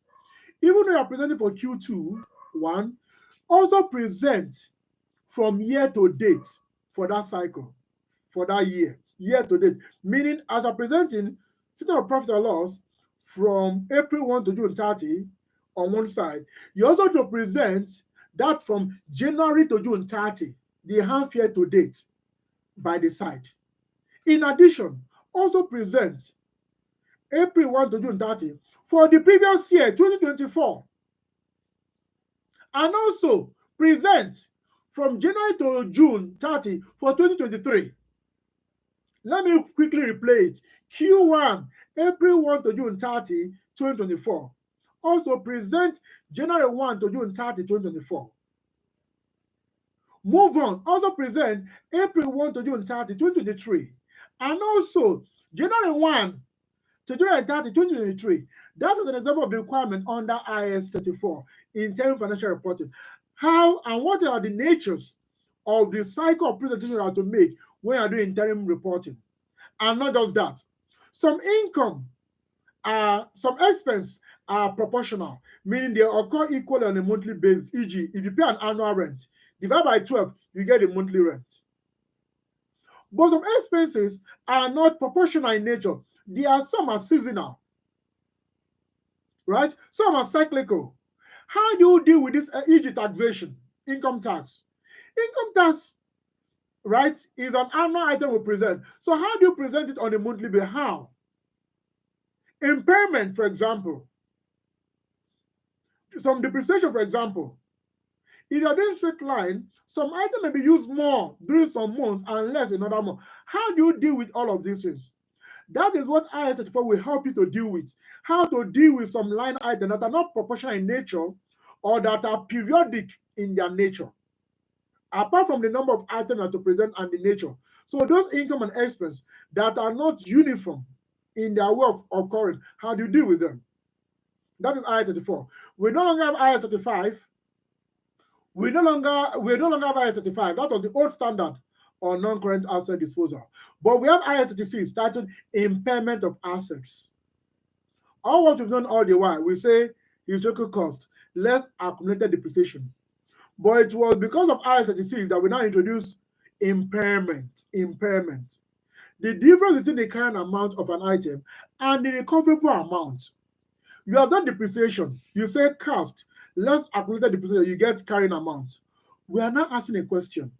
If you are to dispose of this item, right? If you are to sell off this item, are you sure that the amount you're going to make after all expenses will be equal to this amount, or will it not be less? So when it is likely to be less than your current amount, we say impairment has arisen. So if you say an item is worth 10 million naira current amount, but we now do estimation that if you are to dispose it, right, how much are you to realize net? Compare, are you sure it will be up to this 10 million? When it is less, what do we say? We say it has suffered impairment. That is the concept of IAS 36. And please take note, IAS 36 applies only to non-current items. Non-current items, right, which may be investment property, which may be item of property, plant, and equipment, which may be intangible assets. I repeat, impairment applies only to non-current assets, and this item may be 1, property, plant, and equipment, investment property, intangible assets, or biological assets, right? That is the impairment we'll deal with under IAS 36. The other form of impairment that applies to financial assets, those are dealt with under IFRS 9. They are not dealt with under IAS 36. Let's take note. So we'll go to IAS 37. Provisions, contingent liabilities, and contingent assets. What is a provision? And what is a liability? Is there any difference? So we say provision. Provision is a liability uncertain in amount or timing. I repeat, provision is a liability that is uncertain in either the amount or in the timing. It's a liability, but you don't know for specificity what the amount will be, or you don't know when it will arise, uncertain in amount or in timing. But when we use the word liability, the amount is specific, the timing is specific. So provision is a liability uncertain in amount or liability. That is the definition under IAS 37. So when you are trying to estimate a provision, how do you go about it? How do you go about it? When you are computing income tax liability, remember you are not the tax authority. You're only saying this one, okay, add back, disallow, add back. This is the assessable profit. Now multiply by 3%. This is the education tax. Now deduct capital allowance. Deduct this. Now multiply by this. This is the common income tax. You are estimating. That's an example of a provision you are doing. When you are doing calculation for impairment of trade receivable, for example, is a provision, the kind of estimation that you are doing. So when you are doing, an estimation of, when you say the lower of cost and net level value for inventory is a provisioning that you are doing. You are doing an estimation. All of these estimation part of accounting are covered by provision.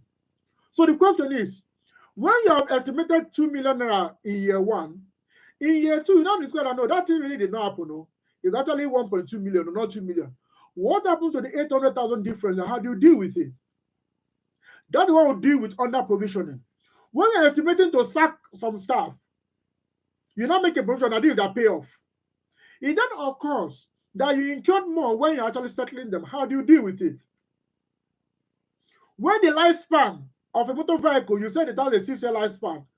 6 years, you're still using it, right? What do you do with the change in the estimation? That is what provision deals with. And all provisions are recognized in the financial statement. But when it comes to contingent liabilities or contingent assets, contingent liabilities and contingent assets, they have the same characteristic. They may arise or may not arise depending on the occurrence or non-occurrence of another event. So these are assets or liabilities that will materialize or arise based on the occurrence or non-occurrence of another issue, another transactional event or condition. So as a principle, contingent assets and liabilities are not recognized in the financial, they're only disclosed as notes. I repeat, contingent assets and liabilities are not recognized in the financial, they're only disclosed as notes. So let's take them IAS 37. We'll go to IAS 38, intangible assets. As the name says, intangible assets, they are non-physical assets, right? They are non-physical, but they generate benefit to an organization. So IAS 38 gives the guidelines or the attribute that must be fulfilled before an item that can become an intangible asset, right?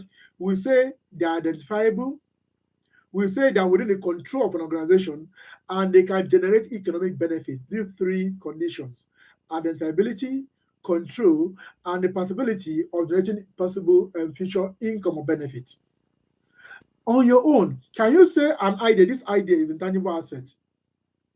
It will not meet the identifiability test. When you say something is identifiable, it is separable. It can be separated from the entity. You don't know this idea in my head is worth 40 billion. Or I qualify it, it is 40 billion, write it in the book. No. It either cannot be separated from you and transferred or sold or taken or inherited, right? Or coming to be owned by other party. It does not meet that identifiability test. So the purpose is to avoid all manner of things being called intangible assets. No, there are features that must be met. That is the essence of that point of what? Identifiability. And also, when you capitalize expenses, when you are working on the research and development, IAS tells you, when you meet certain condition, then you can begin to capitalize. When you don't meet those conditions, you don't capitalize your expense. That is about IAS 38. And also, the disclosure you have to do in that regard. We move on. IAS 39. IAS 39 is tied to financial instruments, recognition and measurement. However, that standard is now used only for hedge accounting, for a specific type of hedge accounting. All of this one provision were restructured and taken to IFRS 9. So IFRS 39 deals with hedge accounting. Even though the name is financial instrument, recognition and measurement, all the provisions have been adjusted, changed, and moved to IFRS 9. Only the hedge accounting provision remain. Now we go to IS 40, investment property. I did not say much about that, we know the meaning. We go to IS 41, agriculture. For an entity that has plants and animal, how do you account for those plants and animal? How do you account for those produce? That is IS number 41. We go to IFRS 1. We know IFRS 1, right? First time adoption of IFRS. For an entity transiting from Nigerian GAAP to IFRS, what are you to do? That is the provision of IFRS 1. It tells in paragraph 10 how you have to deal with assets, how you have to deal with liability, how you have to reclassify or not to reclassify, for example, in that form. IFRS 1. And the disclosures are required to make and the reconciliation required. IFRS 2 is share-based payment. Whenever an entity pays anyone, whether the employee, whether the customers or anyone, whenever an entity pays using its shares, you apply IFRS to share-based payment. How are those payments to be measured? For example, how are they to be accounted for? How are they to be disclosed? IFRS 3, business combinations. Yeah, the one you know about mergers and acquisition. How are mergers and acquisition treated under IFRS 3? Right? That is IFRS 3, business combination. We no longer have IFRS 4. It has been replaced by IFRS 17. We have IFRS 4, non-current asset held for sale and discontinued operations. Non-current asset held for sale and discontinued operation. You have a motor vehicle you've been using. You got to a point where you now said, we are no longer using it. Remember, you've not exhausted the useful life, but you have chosen that you're no longer using it. You now want to sell it. IFRS 5 is the standard to apply. When a non-current asset is held for sale, what happens? It is reclassified away. You don't present it under non-current assets. You don't present it under current assets. You present it after the subtotal of non-current asset plus current asset. I repeat, when an asset is no longer is held for sale, right? And of course, held for sale, that item is to be a non-current item. It could be an item of PPE. It could be an investment property. It could be a biological asset, maybe bearer plant, for example, right? It could be, it could even be an intangible asset. When that asset is no longer held for the use for which it is known for, and is not held for sale, what do? It is no longer presented as part of your non-current asset. It is not presented as part of your current asset. When you total your current asset and non-current asset, the total you have, after that total, that subtotal, you then present your non-current asset held for sale. That is the provision of IFRS 5. More importantly, IFRS 5 explains how do you measure it? How do you measure it? You compare the kind amount, you compare the cost of disposal. So all of those things you see under IFRS 5, non-current asset held for sale, and discontinued operation. What happens with discontinued operation, for example? In discontinued operation, you have a component of your entity that you have sold or you are disposed of. The gain or loss, how do you determine it and how do you present it in the face of your financial? Having disposed of or having earmarked that component or division for disposal, how do you treat it? Recall, if you have a branch in Ghana, for example, now, remember that branch is an entity that makes its own revenue, cost of sales, and all that. And you're not taking the decision to sell it off or that you have sold it off.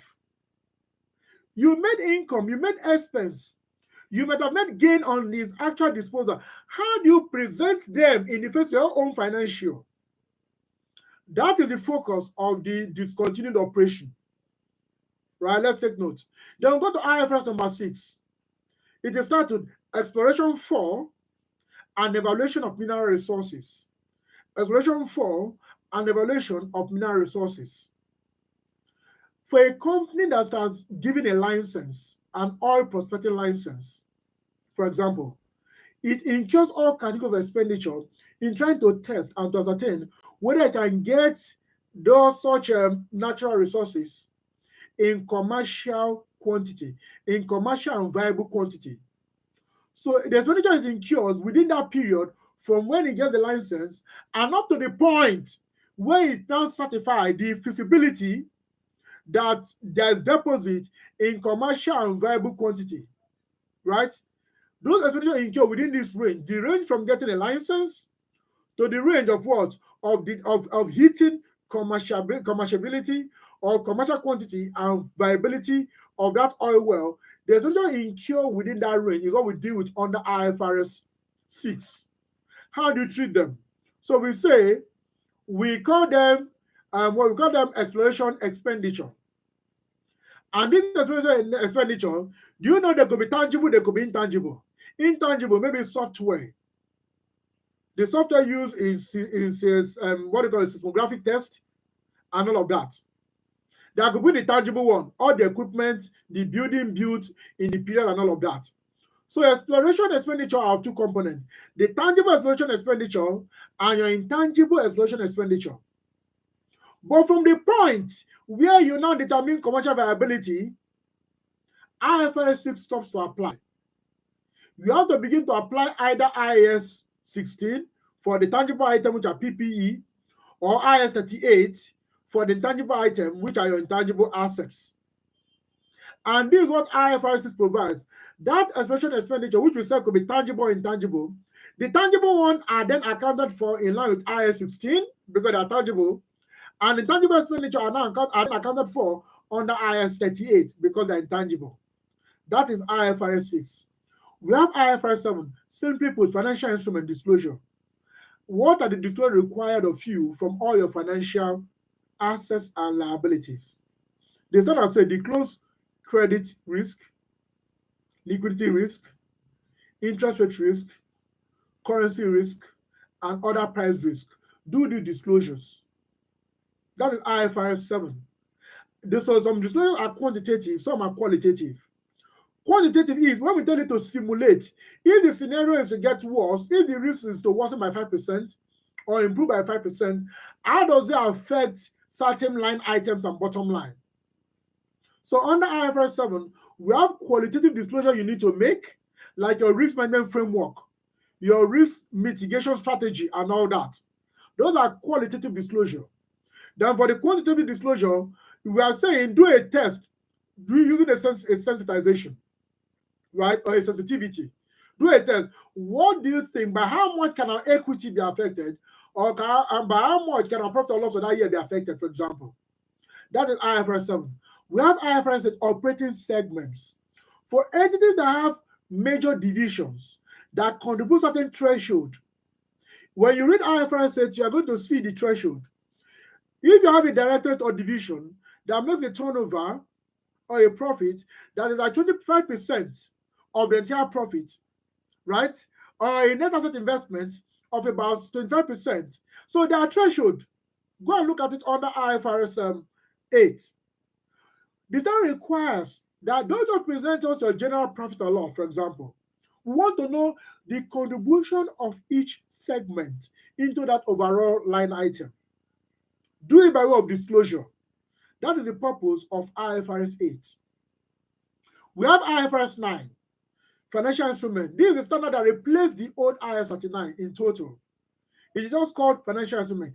It deals with recognition of financial asset and liability, measurement, classification, reclassification, impairment, hedge accounting, and all the and all that. So that is what it deals with. Recognition of financial asset and liability, measurement, classification, reclassification, impairment, and then the hedge accounting. These are the 6 broad areas covered by IFRS 9. With respect to the disclosure of this item, you need to apply IFRS 7. IFRS 7. Now, IFRS 10 is the popular consolidated financial statement. How do you consolidate? How do you determine goodwill? How do you determine non-controlling interest? For example, to present them. How do you present them in the financial? As to how you determine goodwill itself and how you determine non-controlling interest, it is covered by IFRS 3 business combination. But how you present it in the face of financial statements, when you combine a parent and a subsidiary, how you combine all these items is dealt with under IFRS 10. We have IFRS 11, which we call IFRS 11. We call it joint arrangements. When you enter into a joint venture, what is the nature of the joint venture? When you enter into a joint arrangement, what is the nature of the joint arrangement? Some arrangement may be a joint operation, some may be a joint venture, depending on the modality or sharing of profits or of accounting for the resources brought into. So if your entity goes into any kind of joint arrangement, evaluate the agreement to ascertain whether it's a joint venture or whether it's a joint arrangement. That you see under IFRS 10, under IFRS 11. IFRS 12. A parent has an investment in a subsidiary. An entity has an investment in a joint venture or in associate. An entity has an investment in other special purpose vehicle. How does it give information about these subsidiaries, associate, joint venture, other special purpose vehicle? How does it give information about all these other investments? That is the purpose of IFRS number 12, disclosure of interest in other entities. So you have to refer to this standard to know the disclosures you have to make concerning the investment of your company or the company you work for in all other entities. That is the purpose of IFRS number 12. We go to IFRS 13. It is a fair value measurement. This fair value. How is fair value determined? That is IFRS 13. So follow the provision of IFRS 13 to guide how fair value is ascertained. And we have 3 levels of hierarchy. Level 1 hierarchy, level 2 hierarchy, level 3 hierarchy. Level 1 hierarchy, those ones that are determined from a quoted market.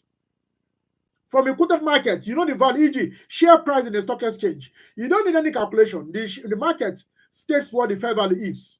It's a general market. Right? But what about those ones that are not quoted? Those assets for which there is no active market, through which you can determine fair value. Those ones that are not even quoted at all, that are private companies, for example, or for which fair value cannot be, comparably determined in any way. Level 3. How do you go about them? That is the provision of IFRS number 13. IFRS 14 is titled Regulatory Deferral Account. Regulatory Deferral Account, that is IFRS 14. Now, this standard is a special standard. It is only for entities that are used to engage in what we call a rate-regulated activity. This is an activity that is moderated by government in such a way that the consumers or the public are prevented from being priced commercially, given the expensiveness that may arise if the producer of the service or goods charge commercially. Let's say in Nigeria, let's say something similar to it. Look at the electricity distribution companies in Nigeria. Many years up to now, they said they've not been charging commercially because of what we call multi-year tariff order, MYTO, in Nigeria. These companies were not charging commercially, they were charging at moderated pricing with the plan that in the future, they will be allowed to charge commercially.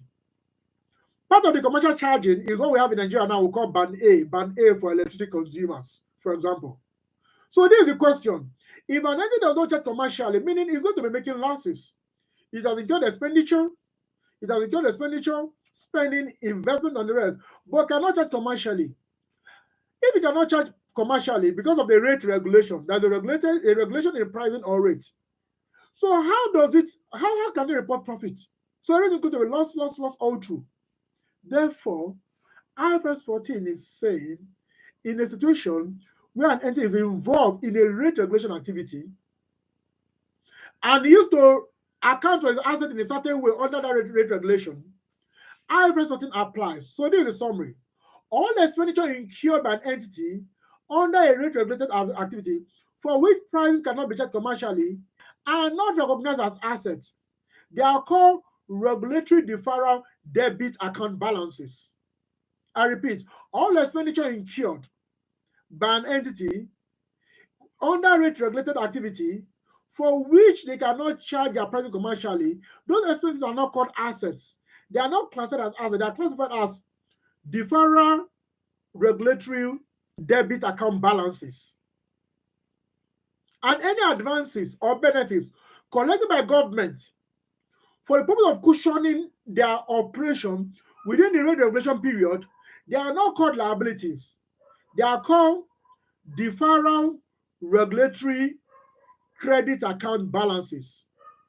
Deferral regulatory credit account balances. So two items.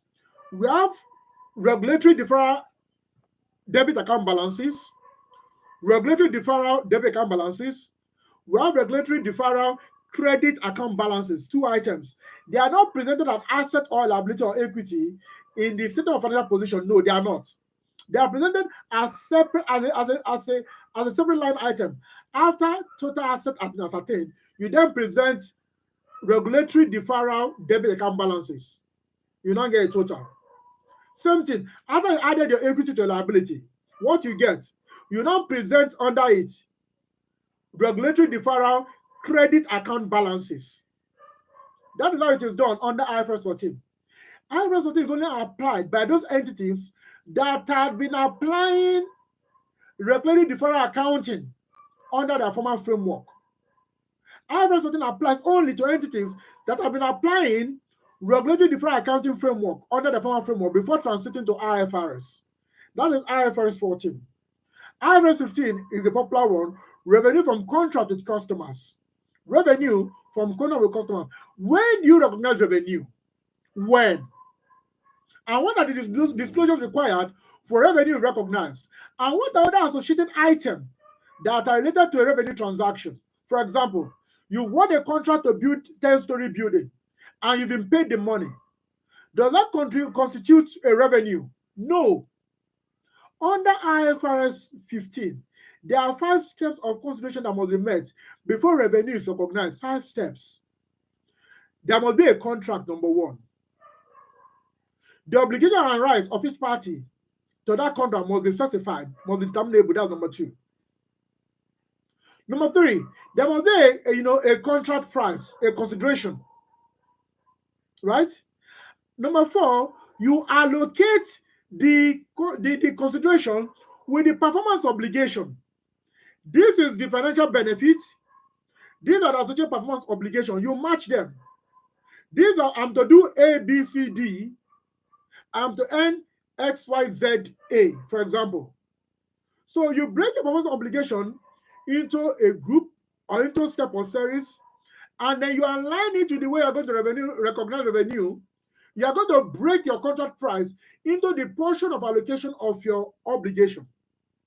Then step 5, as you perform the obligation, or when you perform the obligation, you recognize the corresponding revenue. Okay, let's take this away. Under IFRS 15, let's take note, please. There is no longer anything like deferred revenue. I repeat, under IFRS 15, there is no longer anything like what? Deferred revenue. When a customer pays you money for a service or which you have not performed, that whole amount paid is classified not as deferred revenue. No, it is called contract liability. I repeat, when a customer pays an entity for a service not yet rendered, or for goods not yet supplied, or for performance obligation not yet executed, that payment is recognized by that entity as contract liability. It is not called deferred revenue. Even when an entity has performed only a portion of the entire obligation, the portion of the obligation not yet performed is still called contract liability. So the nomenclature deferred revenue no longer exists, does not exist under IFRS 15. It's either you've done the job, you recognize revenue, or you've not done the job, you recognize what? Contract liability. Or maybe you are doing the job, you've not been paid. All expenditure incurred that are accumulating, what do you call it? You call it contract assets. What you used to call work in progress way back under insurance contracts. We call them a contract asset, where you have deployed direct labor, material, expenses, other overhead costs, and you've been building that asset for which no payment has been made. You call it what? Contract assets. Contract assets. That is IFRS 15. So look at the new thing that have come. No deferred revenue. We have contract liability. We have contract assets. And of course, we have receivable. How will receivable arise? You have done your job. you have made the timeline specified in the contract, and you are entitled to be paid, but you've not yet been paid. That becomes a receivable. That is a summary of IFRS 15. IFRS 16 is titled what? Leases. Leases. Now, the only new introduction by IFRS 17 under leases is when you are an operating lessee, listen to my word, when you're an operating lessee, under the former IAS 17, you don't recognize any kind of asset or liability. It's only when you've not paid, you say lease payable, liability. But under IFRS 16, in an operating lease, even though you are not the owner of the leased item and you do not intend to be the owner, we require you to determine an economic valuation of that benefit to be provided by that asset. We call it right of use asset, ROU asset, right of use asset. We are not saying you should recognize the lease item because you are not the owner, neither are you intending to become the owner. You are a lessee in an operating lease. We say do evaluation. Recognize what we call debit right of use asset and credit lease liability. That is the new introduction of IFRS 16. Under the old IAS 17 leases, a lessee in an operating lease does not recognize anything as an asset at all. But under IFRS 16, a lessee in an operating lease is required to recognize right of use asset, which is the present value of all the future benefit to be provided having leased that item. That present valuation of all the future benefits that will be provided to that lessee is discounted and the present value is ascertained. That becomes what we call right of use assets. And the same amount is credited, is an in and out, is an in. On the debit side, right of use asset. On another item, we credit it with lease liability. That is the concept under IAS 16. Let's take note. Under IFRS 16. Under IFRS 16, the accounting for finance lease remains the same. I repeat, accounting for finance lease remains the same. The one that has changed is accounting for what?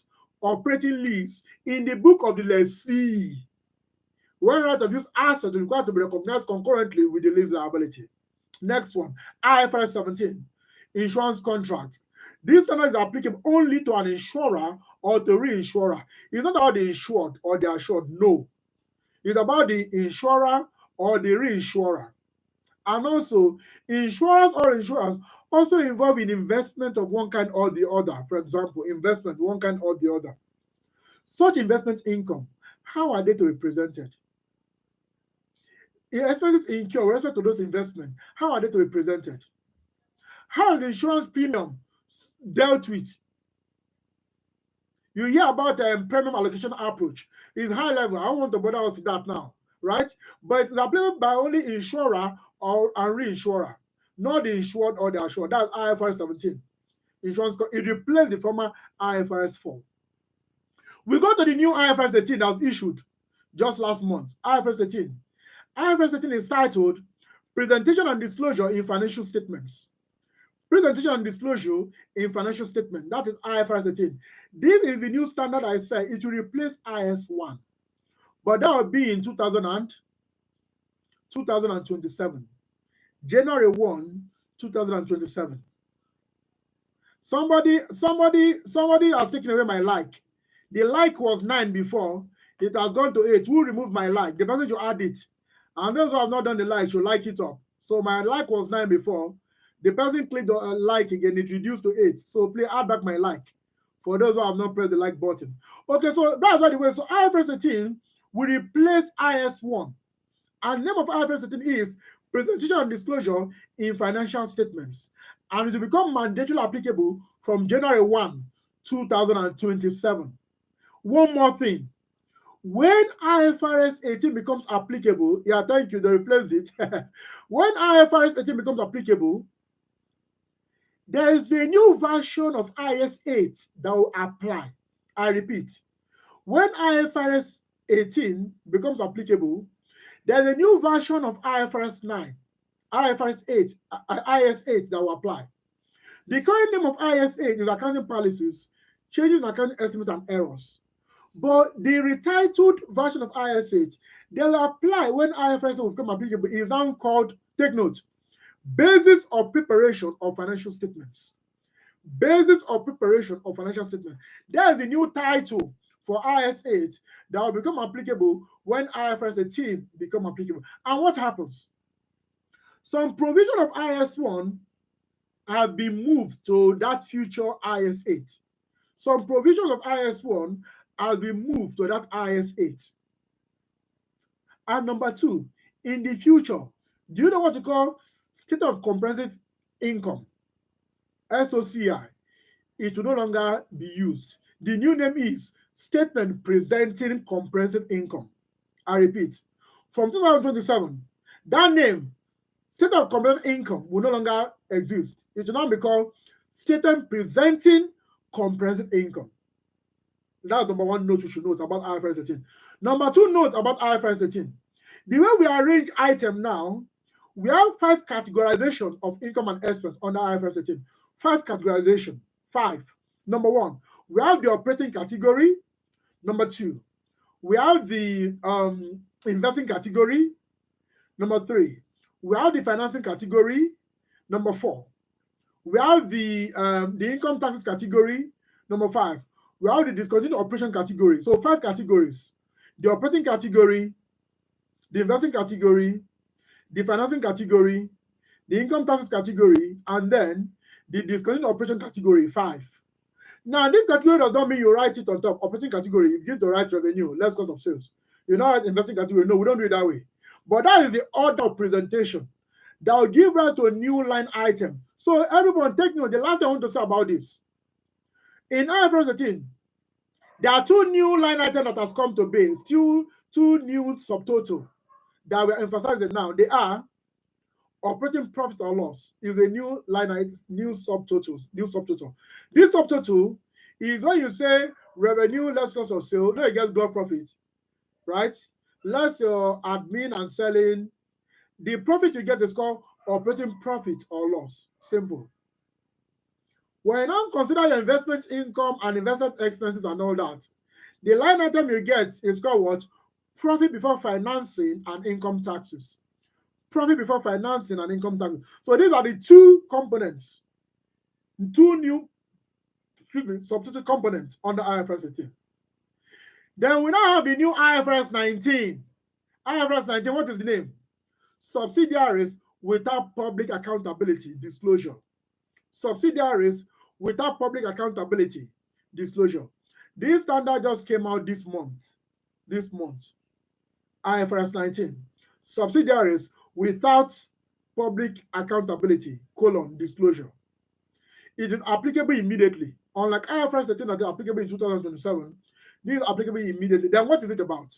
Simply put, it is a simplification standard because subsidiaries are required to apply the accounting policy of parents and provide information as is necessary or as required by the parent for the parent to do his own reporting. But under IFRS 19, the subsidiary is not required to do what we call a toned down disclosure, a simplified, concise, simpler disclosure for the purpose of the parent company, that is to use that information in its own consolidated reporting. So IFRS 19 is a simplification disclosure for certain subsidiaries. And those subsidiaries are subsidiaries that do not have public accountability. When do you not have public accountability? You do not have public accountability when, number one, your shares are not quoted at all. They are not traded. And number two, you are not into general collection of money or funds. You don't have a fiduciary duty, which involves collecting funds from different members, from a large group of people for the purpose of management. In other words, you are not a bank, you are not an insurance company, you are not a microfinance company, you are not a stockbroking firm, you are not in that category. That entity that is into the business of collecting of providing fiduciary services, financial fiduciary services for a broad range of depositors or customers or clients. So if you do not meet that feature, we say you do not have public accountability. So when we say without public accountability, we mean those subsidiaries whose shares are not quoted, neither do they intend to get quoted. And number two, that are not into the broad collection of financial resources from a broad range of depositors, investors, or clients. That is the category of entity that can apply IFRS 19. Subsidiaries without public accountable disclosure. So we're going to stop here for now for this date. Maybe in our next episode, we're going to do more of the things we said we're going to do today. So I want to thank you for joining in. So I want to ask, use the chat box. For this our free session, we'll be announcing when it will be coming up. Do we do it 2 hours and not 3 hours? Question. Please, for those of you who are here, 13 of you who are remaining, can you chat through the chat box? Do we do it 2 hours, 3 hours, or 1 hour? So you can use the chat box and let us have your view before we sign up. We are done for today. And also, if you have questions, also use the chat box to ask your question and let them respond before we go. We are done. So do we do it 1 hour, 2 hours, 3 hours, right? And so that let us have. I know if you have questions, please ask to the chat box. So we are waiting. Let's get all that within the next 2 minutes. Then we'll sign off and enjoy the rest of our Saturday. So comments on that regard. Thank you. I'm waiting. So I'll be giving. Okay, let me time myself. Whichever response that come in within 60 seconds, and we'll draw the curtain. Yes, thank you, Aliru Fahim. He said 2 hours is okay. That's Aliru Fahim. Aliru Fahim said 2 hours is okay. Any other person?